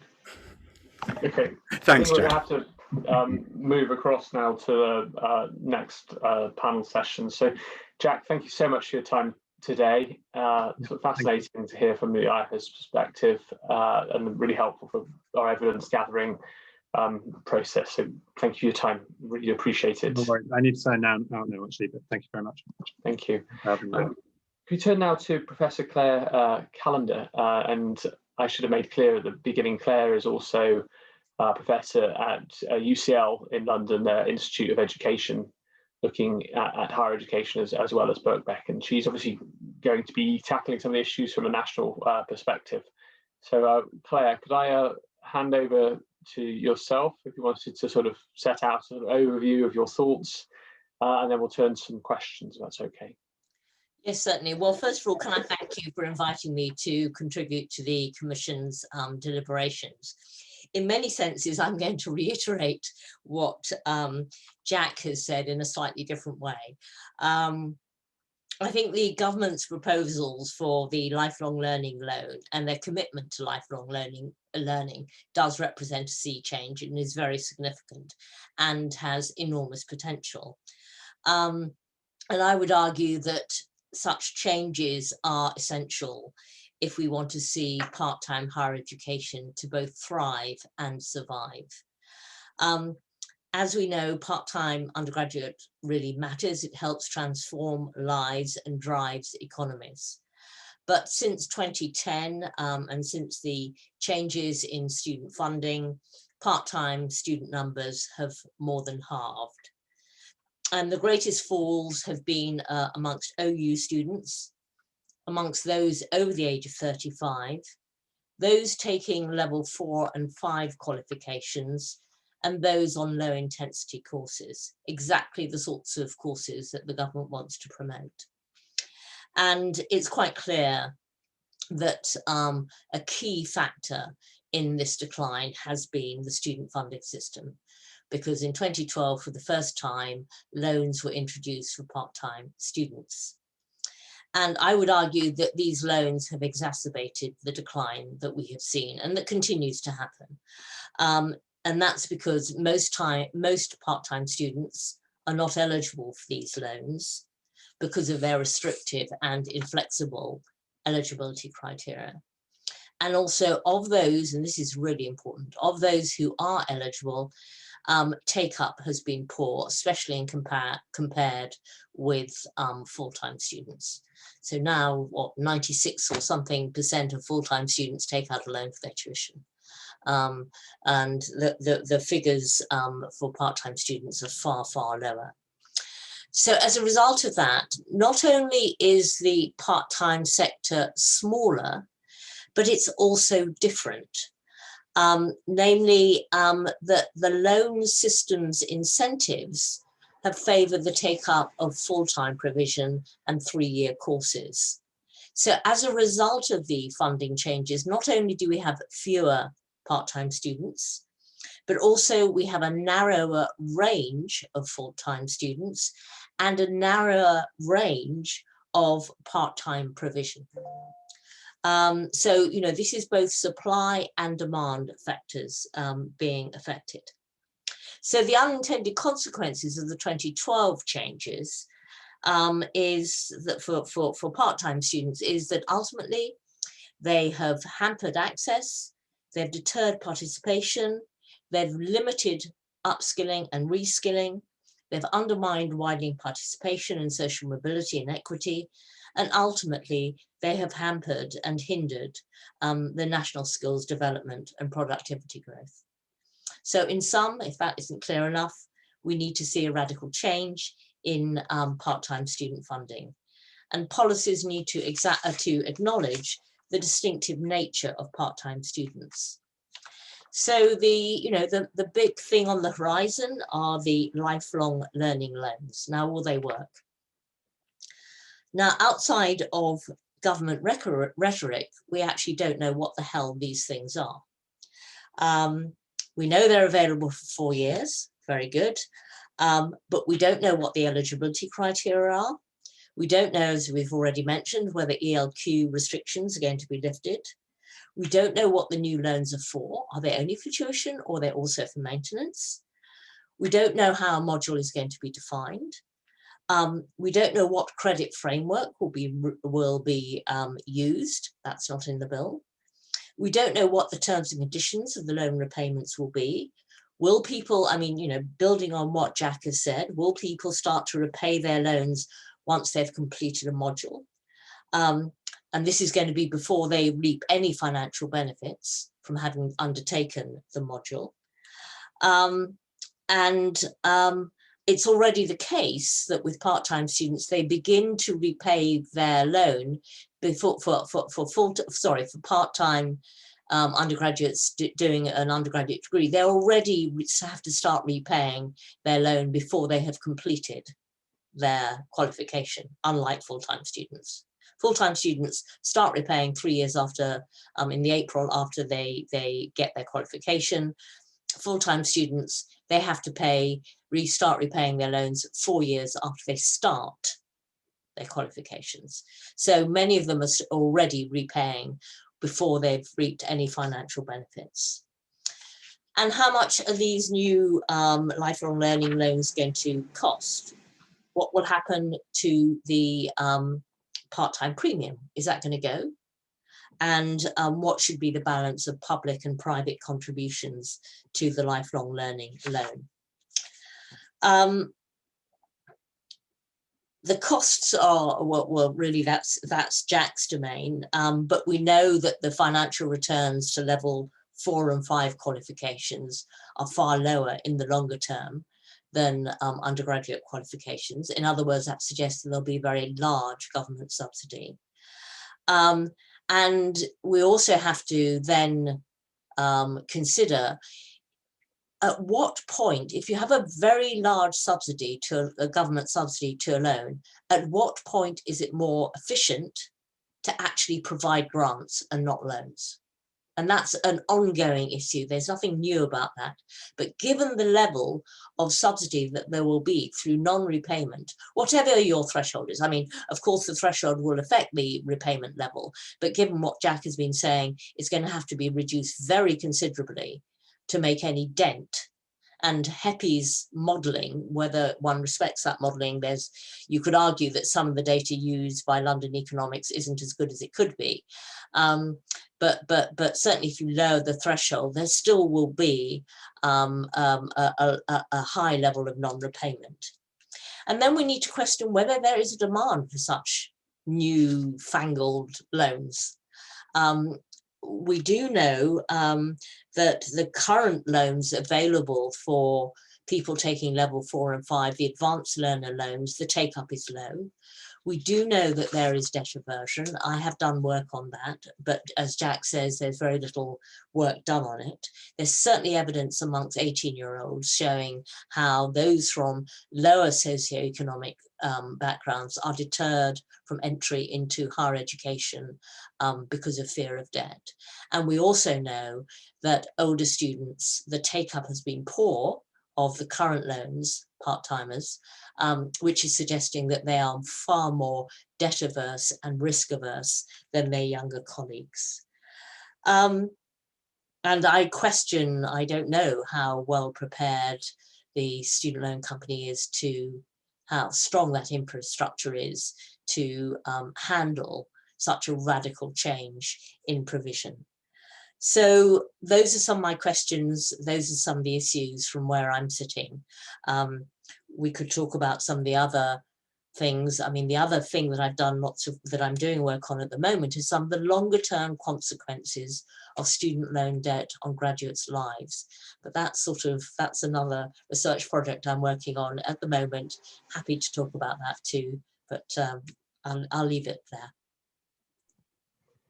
Thank you, Professor Callender, for your thoughts and overview. And I think I was always very struck when I was a minister at that sort of decline in part-time learning that was accelerated by the 2012 reforms. And you've mentioned about what is unknowable and uncertain. I just wondered what your thoughts might be about how to not only to create sort of the structures that are needed, and you mentioned about supply and demand and trying to address these issues. And it seems that the 2012 reforms, allowed for supply and demand to reach a point of sort of equilibrium, whether that was the right equilibrium point or not. Just sort of in contrast, in Department of Education, when it came to international students, we drew up a strategy and we set ourselves a target of trying to reach 600,000 sort of international students by 2030. Now, whether we make that target or not, it still is there an ambition that's realizable. And I just wonder whether you had any thoughts on whether setting specific targets or goals in terms of numbers is a right way to go about, reforming a system, actually trying to sort of set the government, a mission, or whether it's sort of preferable to sort of, just retain the current sort of learner-led environment in order to try to wake up the government to this sort of crisis that's faced in part-time and flexible learning opportunities, to actually deliver a specific sort of rise in the number of part-time learners or adult learners by a certain date? Well, I think it depends what the target is, but in principle, I suppose I'm relatively supportive of targets only insofar as they send out a message. So, whatever one thinks about 50%, the 50% target that Labour sent out a message about a desire to see the expansion of higher education and more young people going, targets in and around widening participation similarly send a very strong message. And I think if we saw a strong message from government about a desire to see a continued expansion of higher education from, aimed at part-time students, that also would be a useful thing as a sort of symbolically, as a sign in terms of a commitment. Thank you. Diana, I'm going to hand over to you. Thanks, Chris, and thanks, Claire. So one of the institutions that you're affiliated to, Birkbeck, it's clearly a leader in part-time flexible higher education provision, but it's also clear from what you've just said that you are frustrated about the supply side and that the other providers aren't investing in part-time provision across the country. So I suppose I'm asking, what's the answer? Is it finding funding incentives for other providers to step up their game? Or, is it looking to London? Is it looking to places like Birkbeck, which clearly works in London, and trying to, take that model elsewhere to other regions? Is there a case for a Birkbeck Midlands or a Birkbeck Northeast? And if so, what would these regional Birkbecks look like? Okay, so I don't want to talk about Birkbeck particularly. That's David Latchman's domain. And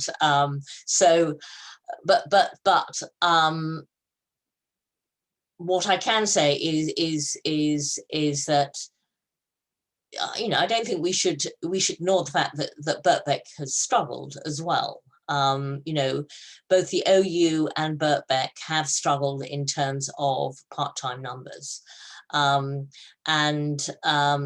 Birkbeck has a long-standing commitment to part-time provision, but it also has increased its full-time provision as a way to survive, and that was quite understandable.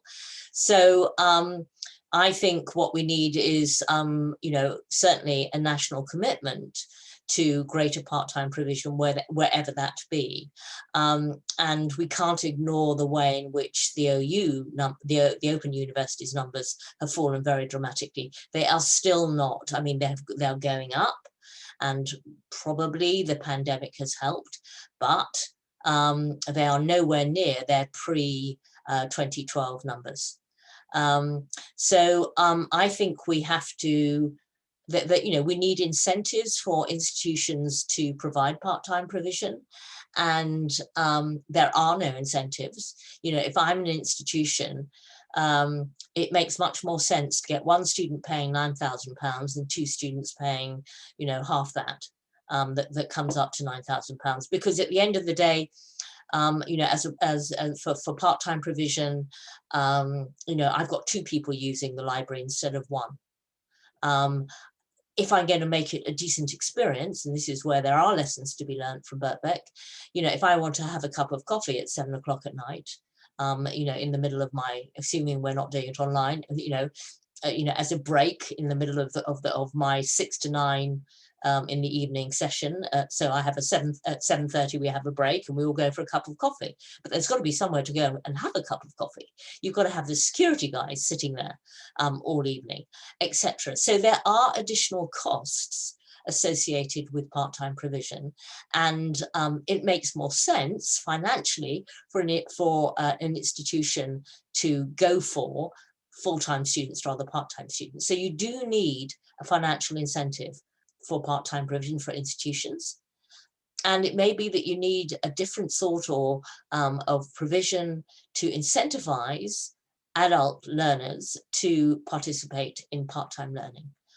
Because everything that was said, as an older person, all of us in this meeting, if all of us, for the sake of argument, took another module or took another degree, would we get a pay rise? The answer is very, very unlikely.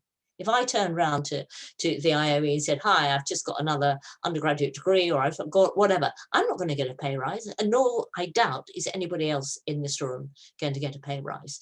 So you're asking me to pay an additional marginal tax of 9% for a very uncertain future and a very uncertain return. And indeed, some research I did a while back, which did compare the financial returns for graduates of part-time study and graduates of full-time study, showed that because part-time graduates were already in the labour market, their earnings were higher than full-time, the graduates from full-time study, but there was no growth or very little growth in their earnings relative to our full-time graduates of full-time study.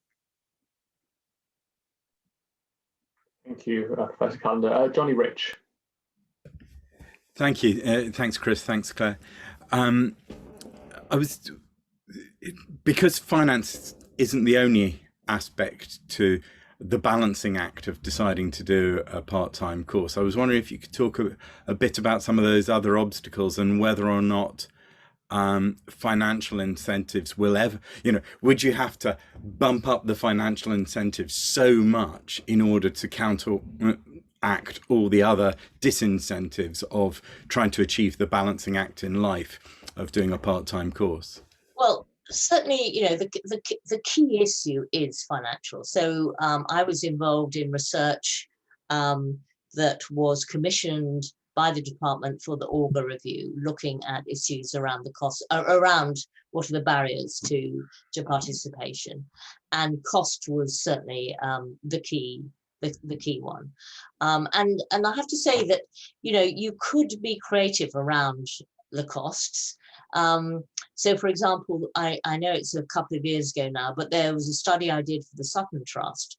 And what we calculated was that if, for the sake of argument, part-time students forwent their eligibility to maintenance loans, and that money instead was used, it could convert into a grant, which would pay for at least the first 2 years or 3 years of tuition. In other words, you could have free tuition for a couple of years if they didn't claim a maintenance grant, sorry, a maintenance loan.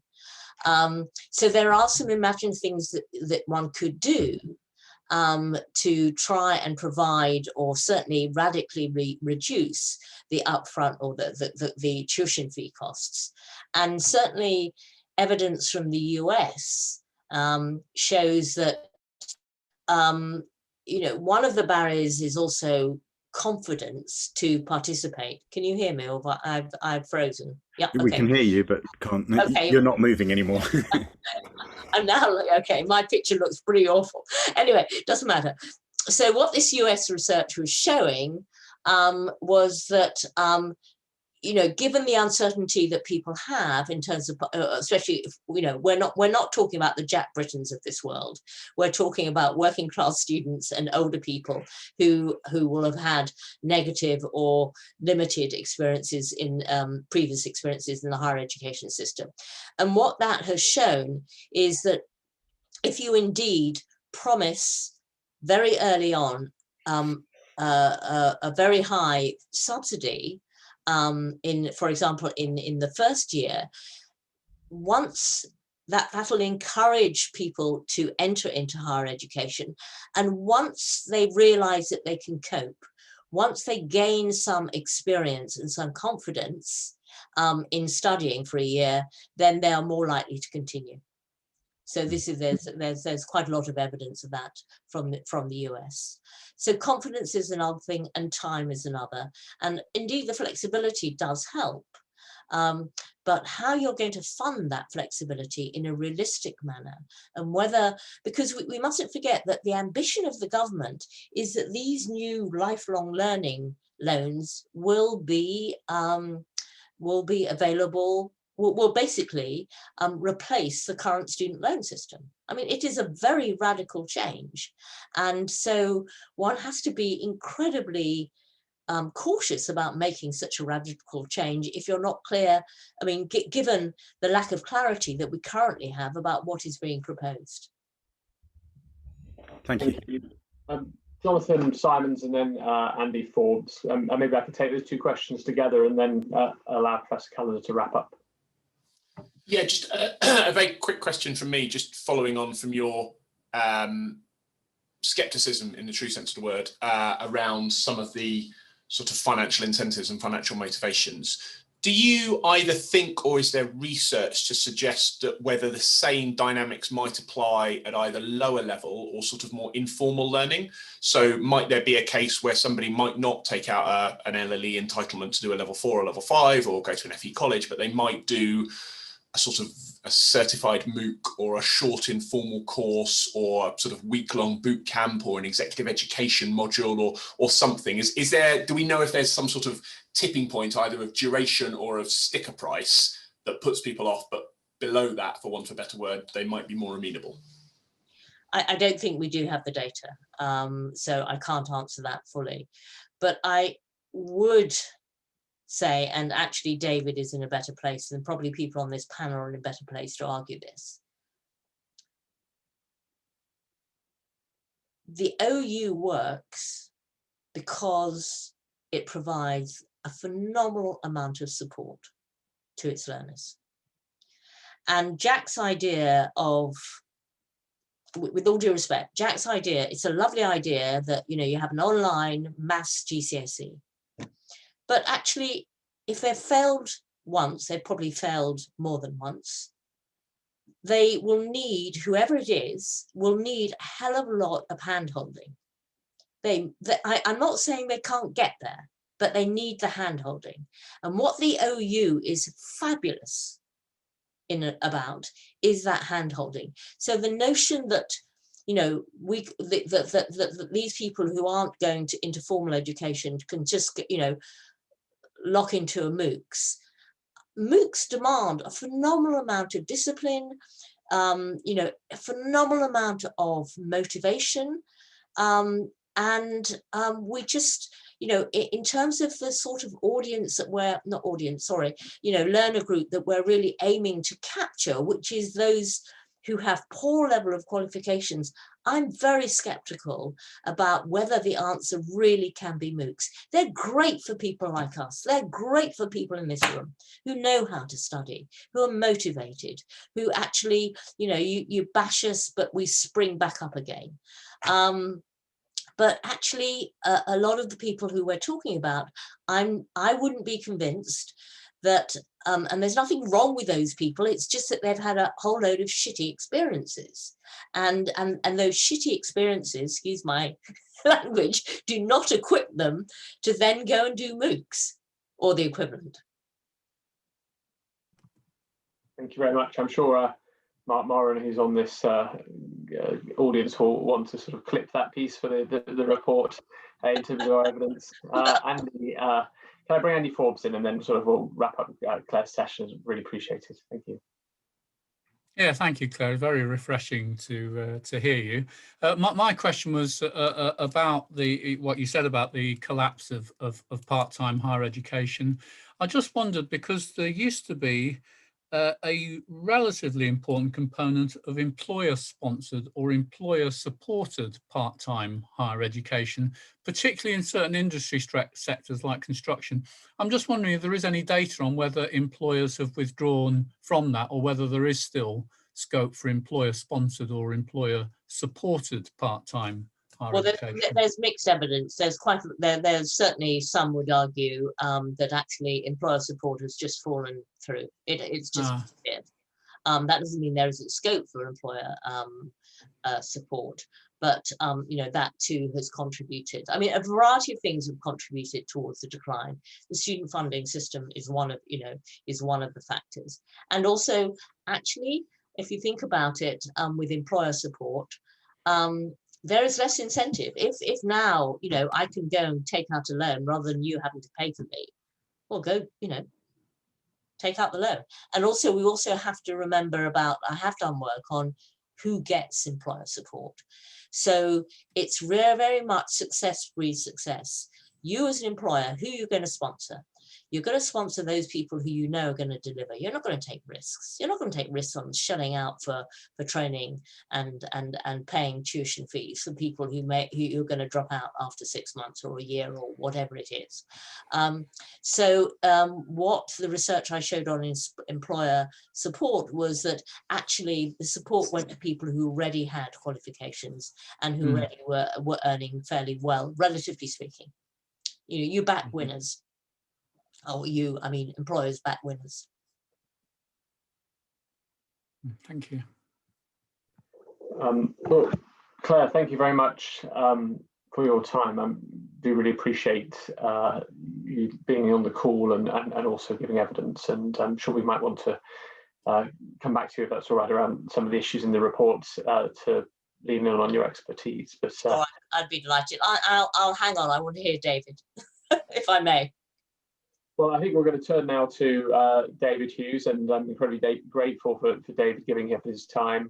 As many people on this call know, David is the Chief Executive Association for Colleges, a prominent voice in the FE world, and was quite clearly in the post-18 education landscape. And he's already very kindly sort of given evidence to the Higher Education Commission, looking at sort of skills in relation to research and development. I'm grateful he's given his time to give evidence to this commission on lifelong education, and also spoke at the launch of the commission earlier this year. So, David, could I ask, for fear of repetition, if you're able to give an overview of what you feel are the sort of the key challenges that are going to be faced, and any areas that you wish to focus on as part of our sort of first report, and then we can take questions from you. So David, over to you.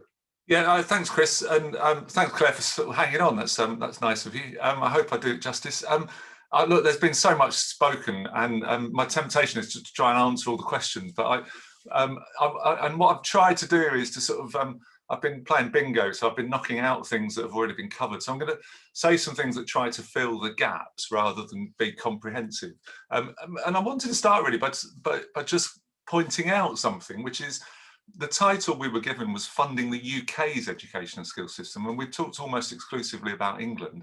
Now that's kind of natural and understandable, and it's not criticism, but it's quite instructive. And one of the things I think we need to do, and I really encourage you, Chris and Philip, to do, is to do what we did on the Commission on the College of the Future, where we'd spent a lot of time looking at Scotland, Wales, Northern Ireland, and trying to understand the differences there and how those differences have played out, because there were some, really, really good things happening in all four nations. And in some ways, I wouldn't mind us trying to pick the best bits of all four, and we might end up with quite a good system, because there's some really nice, interesting things happening in Scotland with its tertiary model, post-16. Wales has got legislation going through probably in September for a new tertiary funding and regulator.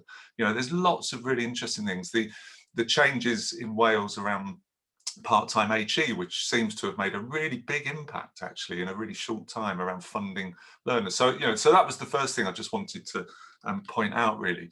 But I just wanted to just spend a few minutes on this kind of what we've called the decade of neglect for colleges, and Philip Augar talked about in his report, this sort of tale of two systems really. The FE system's been decimated, I think, over the last decade in terms of overall funding cuts and big impact in all sorts of ways. But what we mustn't lose sight of is the very simple differences between the HE system and the FE system.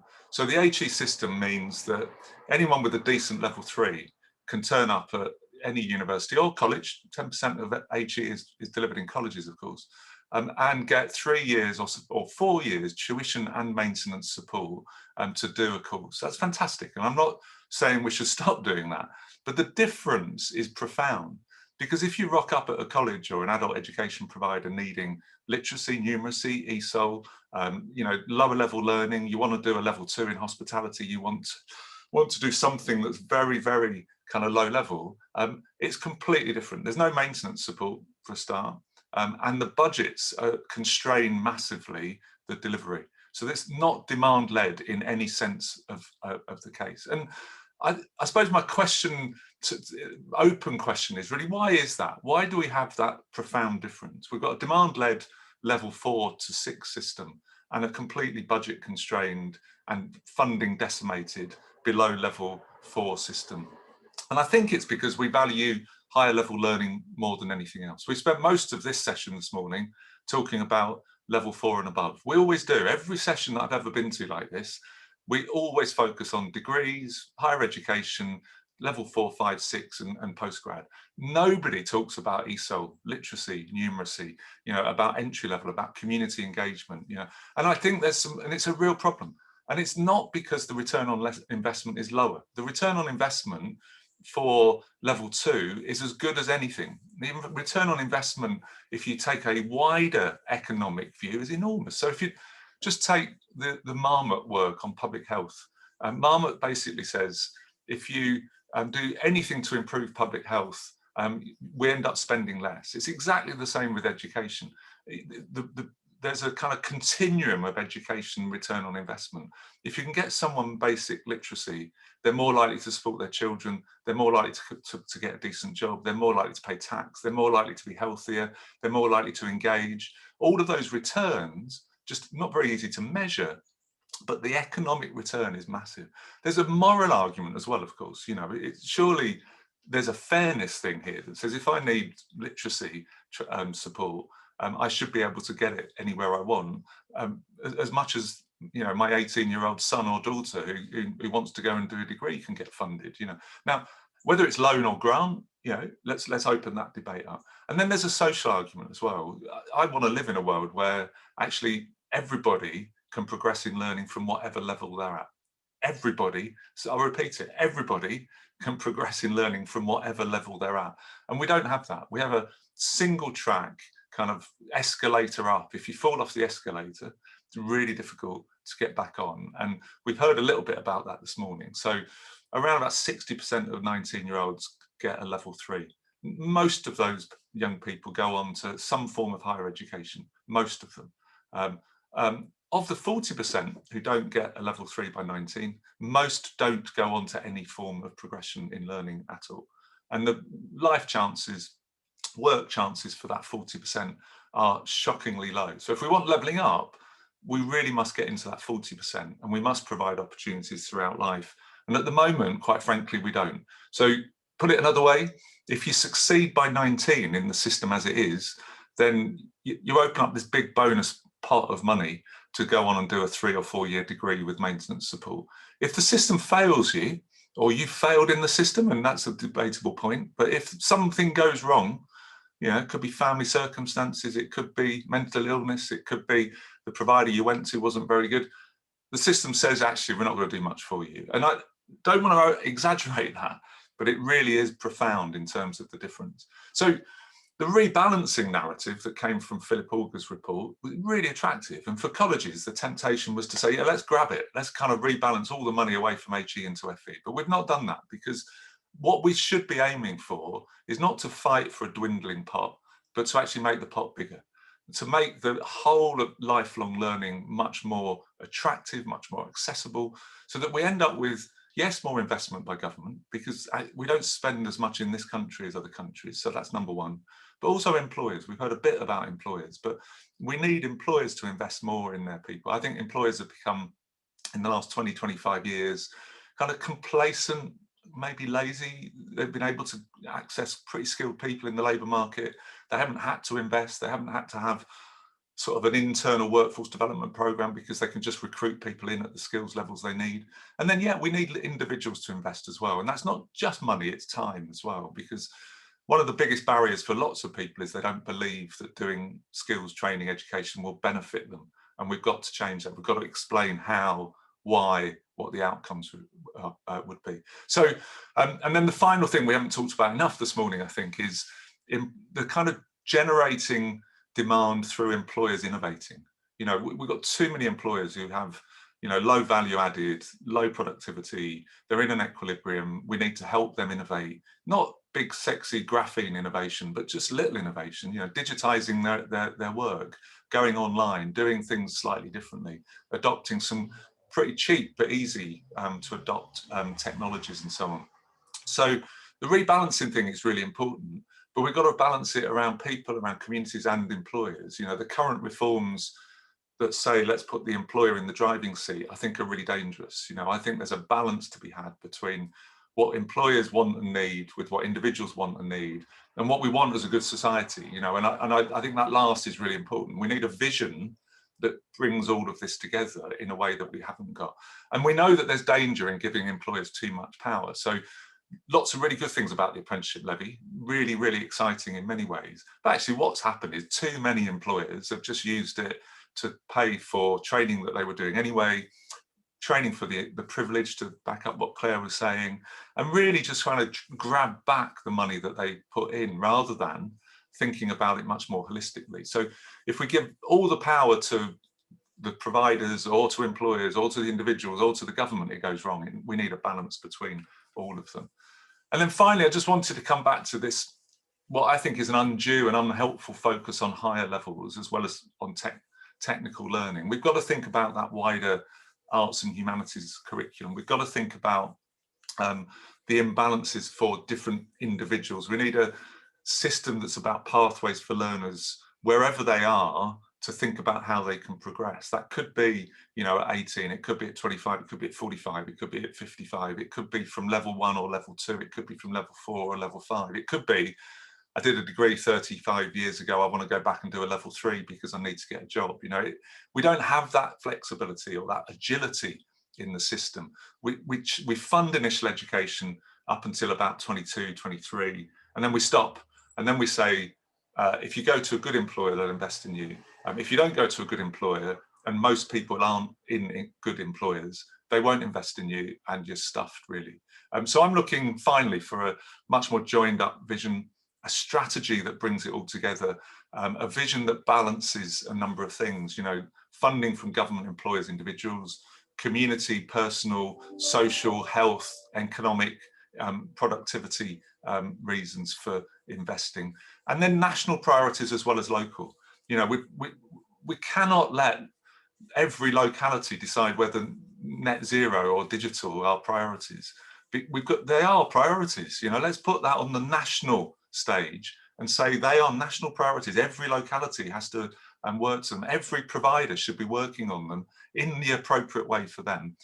Backed up, I think, by a single regulator and funder. I don't understand why we're not moving to a single tertiary funding and regulatory model and focused on outcomes. And I mean wide outcomes. Yes, jobs, yes, wages, but not just that, because that will be bringing perverse outcomes. What about health? What about community? What about democratic engagement? What about tolerance? You know, what about all of those lovely things that happen when people get into learning? I'll stop there, Chris. Thank you very much, David. I'm going to turn to some of the commissioners and come back to my questions in a moment. That's right. I'm going to start with Andy Forbes and then Johnny Rich. But Andy, you probably know David very well, but you know, I do know David very well, and you know, and my first question is, I wonder what breakfast he's had today, because he's really on form, I think, this morning. Thank you very much for that. 3 Weetabix, I think that was.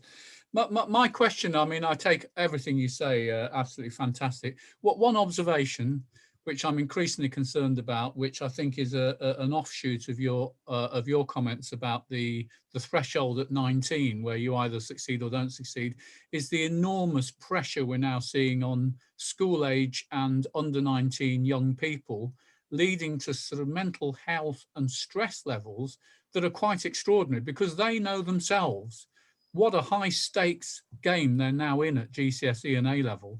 And I think that's beginning to have some really poor impacts on school age education. That's just an observation, I think, of one of the other spin-offs from this system we have. My question, having been at Blackpool and the Fylde College and had an extremely good relationship at that time with Lancaster University, having been at Hertford Regional College and part of the University of Hertfordshire Consortium, 4 FE colleges and the university working together, it seems to me that FE and HE have lost ground in terms of mechanisms for working together. And I think you look at places like Scotland and other places, you think there's a lot more collaborative working. I wonder what your thoughts are about how we can rebuild what surely must be part of whatever we do, which is proper partnership, structured partnership working between FE and HE to sort out the continuum of problems that you've so articulately been discussing. Can we get back some more structured FE-HE collaboration? Do we need to legislate, or what do we need to do? Thanks, Andy. The refuse truck has just turned up outside my house, so apologies for the noise. I'm not sure I can do anything about it. Yeah, I think the FE-HE stuff is critical. And to be fair to the government, I think the lifelong loan entitlement is an attempt to try and bring it together. The risk is that it increases competition rather than increases collaboration. So I think there's a lot more that we need to do. What we mustn't do is think that there's one model that will work everywhere, because I think the nature of FE colleges and universities is just so different in different places.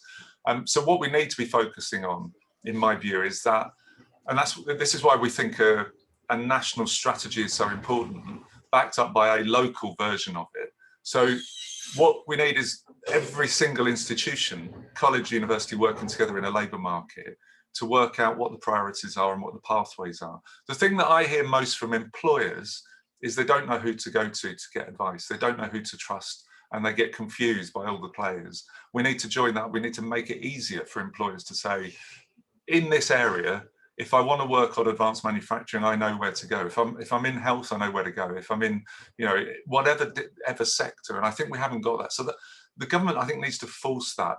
It's interesting that the skills bills are going through committee stage today, and there's some fantastic engagement of peers that are saying, if we're going to develop a local skills improvement plan, it shouldn't just be colleges that have to pay due regard to it. It should be any learning provider, post-16 that wants to play in that market. And I think that's right. You know, if a university wants to deliver level 4 and 5, or arguably even level 6, why shouldn't they pay regard to the local priorities? And why shouldn't the local priorities have to embed those national priorities? You know, so net zero, health, digital, they're universal national priorities. Every single provider should be showing how they deliver on that.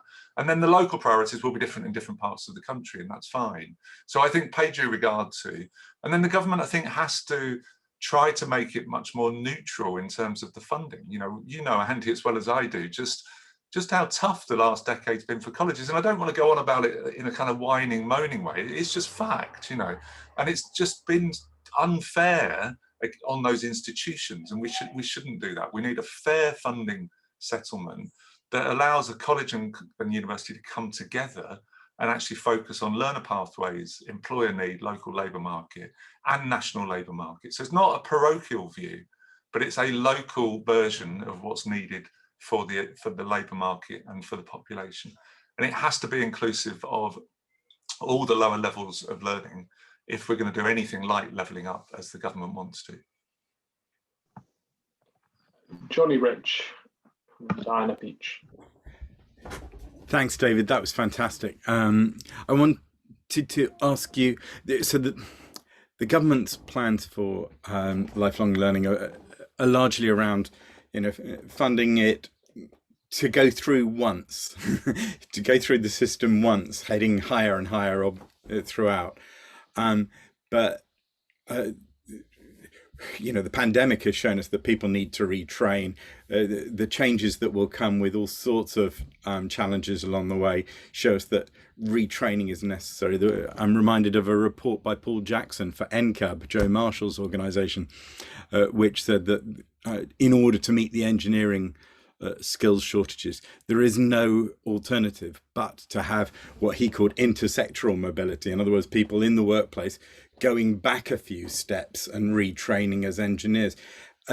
What would you like, you know, what are your brilliant ideas about how we can fund or at least facilitate people to go back a few steps in the process if they need to, and maybe go through some steps several times? Yeah, no, I mean, I think it's fascinating. I mean, if you talk to an organisation like BAE Systems, I mean, they talk about people retraining every 3 to 5 years, you know, and that changes in what's happening. And of course, they've got the resources to be able to facilitate that and can work with their local college, for instance, and their local university really effectively. Trouble is, SMEs can't do that. And I think that's the big gap in our thinking. So government has got a system around the apprenticeship levy, which can support the best employers to be subsidised to deliver the right sort of learning in the round. Trouble is that, you know, we've got 60% of the population working in SMEs, many of them in tiny organisations, and those organisations haven't got the resources or the wherewithal or even the space to do that kind of thing. So we need a resource in the community that can support people. It needs to be easy access. It needs to involve and include advice and support. And I really like, you know, the lifelong loan entitlement of 4 years funding is interesting. I think, was it Jonathan was saying, well, why isn't it just a cash sum rather than, and I really like that idea. And I know the Lib Dems did a commission that I was on, which said, actually, why don't we just give people, and not literally a lump of money, but a virtual amount of money at age 30 and say, invest in yourself, you know, and maybe at age 45, and thinking about those transitions at different life stages, and make it so sexy and exciting that people are compelled to think, well, actually, government's just telling me they're going to give me 5 grand or 10 grand if I want to spend it on myself. Well, actually, maybe I'll have a look at that, because we need to jog people out of the often the negative experience they've had of education and even training in the workplace. You know, a lot of training in the workplace is about compliance. It's deadly dull and boring, and sometimes it's negative. You only get put on training if you do something wrong. You know, so we've got to, and for people like us who've had a good experience of learning, it's fulfilling and nourishing and positive. We can't get into that mindset. You know, I'm doing some work on education in prisons and just trying to think, how do you get intrinsic motivation in prisoners to actually do some learning is a really, really big job, you know, and we don't spend enough time and mind space thinking about those issues because we're obsessed with 18-year-olds, whether they get into a Russell Group university or not, you know. And I'm not saying that's unimportant. I've got kids who are at university and it's really important, but it's not sufficient. We've got to spend more energy on the motivator for individuals and the nudges that we can give people, and then the resourcing can follow. But you could put all the money in the world out there now, and I bet my bottom dollar millions of adults would just ignore it. We've got to find a way of getting to them. Thank you. Diana. Thank you, Chris, and thank you, David. And I agree with what the others have said. That was a really powerful pitch this morning. Thank you. So I'd like to unpick that sort of regional lens a little bit more. You've already said there's a case for sort of a local response to local skills needs. And we're seeing that in London. I mean, you probably know there's the West London Alliance around the decimated area of Heathrow, that old airport economy. And we've got the 7 universities working together with the FE partners. And a lot of you will be aware of the famous example of London South Bank Uni and Lambeth College as well. So we're seeing lots of different sort of local partnerships, but I was wondering if there's a role, in your opinion, for devolution of skills funding as well, either regional or sub-regional for large cities like London. Is that needed to support it? Yeah, I suppose I confess I'm on the London Recovery Board, so I suppose that is a bit of a clue. I mean, I absolutely think there is, and as well as those examples you give, which I think are really important in West London and the South Bank example, that I mean, the Mayor and the GLA are doing a fantastic job at investing in what they call academies, which are more sector-based, and saying, how do we really move forward in things like construction in London, and how do we bring together the provision and the specialisms that are needed, and how do we therefore make it easier for the employers, you know, because in the end, employers want to know that if they go to that one place, they will get the specialist equipment, they'll get the best staff, they'll get the best advice. And then once you get those employers on board, it becomes much easier for people to think, maybe it is worth me investing some time in this, because my experience is lots of people, not everyone, because there's no silver bullet, but lots of people are very motivated by employers they respect saying, these are the sorts of skills we're looking for. If you come to this place and do this training, you're going to increase your chances of getting a job with us, you know, or even a guaranteed interview. And those are the partnerships we need, not employers driving it and telling colleges what to do, but actually employers sitting down with colleges saying, here are our skills needs in the long term. What can we do together to make sure we meet those needs? Because sometimes it's about pay, sometimes it's about terms and conditions, sometimes it's about better inclusion and different approaches. Sometimes it is just about skills, but actually together is what we need to do, not just one party telling another party what to do. So devolution, I think, is absolutely right. I think, you know, this government and governments before it as well have found devolution quite hard. Whitehall doesn't give up power, does it? And I've been in Whitehall, so I know that. But the skills in the local skills improvement plans, I think, are quite a good opportunity if they were more holistic, more rounded, to actually get people to come together and focus. If all they are is employers saying, we need these skills because we're finding it difficult to recruit at the moment, I think it will be a complete and utter disaster. So we've got to avert the short-termism and we've got to make it properly strategic. Thank you, Dave. Could I actually just pick up on the skills improvement plans and how you see them sort of potentially operating? Do you think there should be sort of strict frameworks and guidance? I mean, you mentioned about obviously a sort of national regulator here. I'm just struck by lessons that might be learned from the apprenticeship program and the sort of authorization process by which, you know, degree apprenticeships and other apprenticeships have gone through, and the time lag that's taken. How do we balance sort of innovation locally and wanting to push forward without sort of creating a sort of bureaucratic nightmare in the process? And do you think that there should be some kind, I mean, these skills improvement plans, you know, we have these opportunity areas that exist across the country, but are widely varying in their approach and their outcomes. And I just wondered what you felt sort of, you know, should be seen as acceptable outcomes, and who should sort of judge those outcomes? Yeah, no, really good questions. And there isn't a simple answer, is there? But we tend to have a sort of a centre that tries to control rather than to set direction. And it seems to me that if the centre either controls completely or doesn't control at all, you get into trouble. And that's what we've got, you know. So with local skills improvement plans at the moment, they've basically said, well, we're agnostic about even the geography which they cover, let alone what they do. And in other areas on the, I don't know, the lifetime skills guarantee, they've said, here are the 390 qualifications you're allowed to deliver, and you're not allowed to deliver any more. And I think both of those extremes are wrong.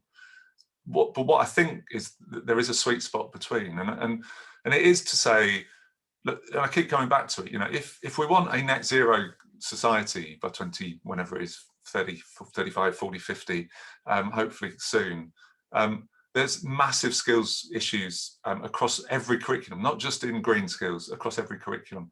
I think the government should be saying that and making sure everybody responds to that. But at the same time, I don't think they should then define what that means for each place. They should be asking for the local response to that.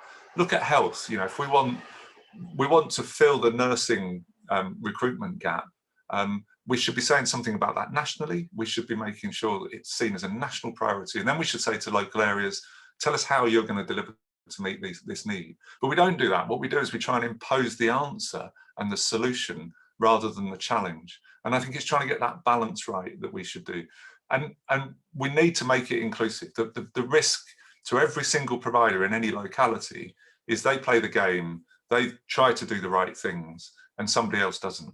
And it's really, really important in skills, because it's very easy to come in and do cheap to deliver, high return training in apprenticeships, for instance. Much more difficult to do, you know, advanced manufacturing, engineering, you know, hospitality, hair and beauty, construction, because the cost of entry, the cost of equipment, the cost of delivery are really high. So you need to make sure everybody's feeling like they're protected in doing the right thing. And in a competitive arrangement, that doesn't work. So we did some analysis about 18 months ago that showed where there are more providers in an area, the choice is narrower and the quality is lower. You know, so competition in skills, I don't think works. I think you've got to have some kind of balance. I'm not saying it's a monopoly position, but you need a balance so that the right range of choices is there, and that doesn't come from a competitive market on its own. You can have choice of provider, you can have competition around, you know, what people deliver within that plan, because I think that's important, but there's got to be some planning. So it's a combination, Chris, of national drive and strategy and priorities, and then a challenge down to the locality. I think the big question is who decides whether the plan is good or not, and that's a really difficult one. And probably as a politician, you're in a better place to answer that than me. I mean, you know, is it the Secretary of State? Is it Whitehall officials? Is it elected mayors? Is it employers? I mean, you know, a good question, and we've run out of time, luckily, so I don't need to answer it. Thank you. I mean, hopefully it will be one of the many questions that, you know, this report will look to grapple with, you know, as part of this process. New evidence certainly teed up very nicely the narrative that we'll be wanting to focus on and posing some of those challenges. And I think it's as important as some of the findings are trying to set the landscape and the culture for the future around what lifelong expectations of what lifelong learning should look like, and setting the bar high, but also at a level that can be reached rather than sort of unrealistically sort of high. And I think you've set that out sort of very well. I recognise we've run out of time now. So David, thank you very much for your contribution for answering the Commissioner's questions, and thank you to the Commissioners. We will be appointing several more Commissioners who are in sort of flight at the moment in terms of arranging their roles, but we hope for the next session there will be more joining us on the Q&A panel. But really grateful to everyone who's given up their time today. I wanted to let everyone know on the call that our next event actually will be with Local Government Minister of State Luke Hall, who will be speaking to the Commission next week at 11 AM on the 14th of July. And of course, we'll send out sort of information about how to join that sort of session shortly. But once again, thank you to all panelists for giving evidence today. Thank you to the commissioners also for asking such fantastic questions. As I've said, this will be the first report in a series of reports, and we'll be bringing you some more information about what those future reports will look like very shortly. We've got some exciting proposals being lined up at the moment. But as I said, this will be a rolling thunder review of lifelong learning, part-time learning, and above all, creating that sort of sustainable ecosystem for the future, which our speakers have helped to really sort of define today. So thank you everyone for your time and look forward to working with you again very shortly. Goodbye. Bye.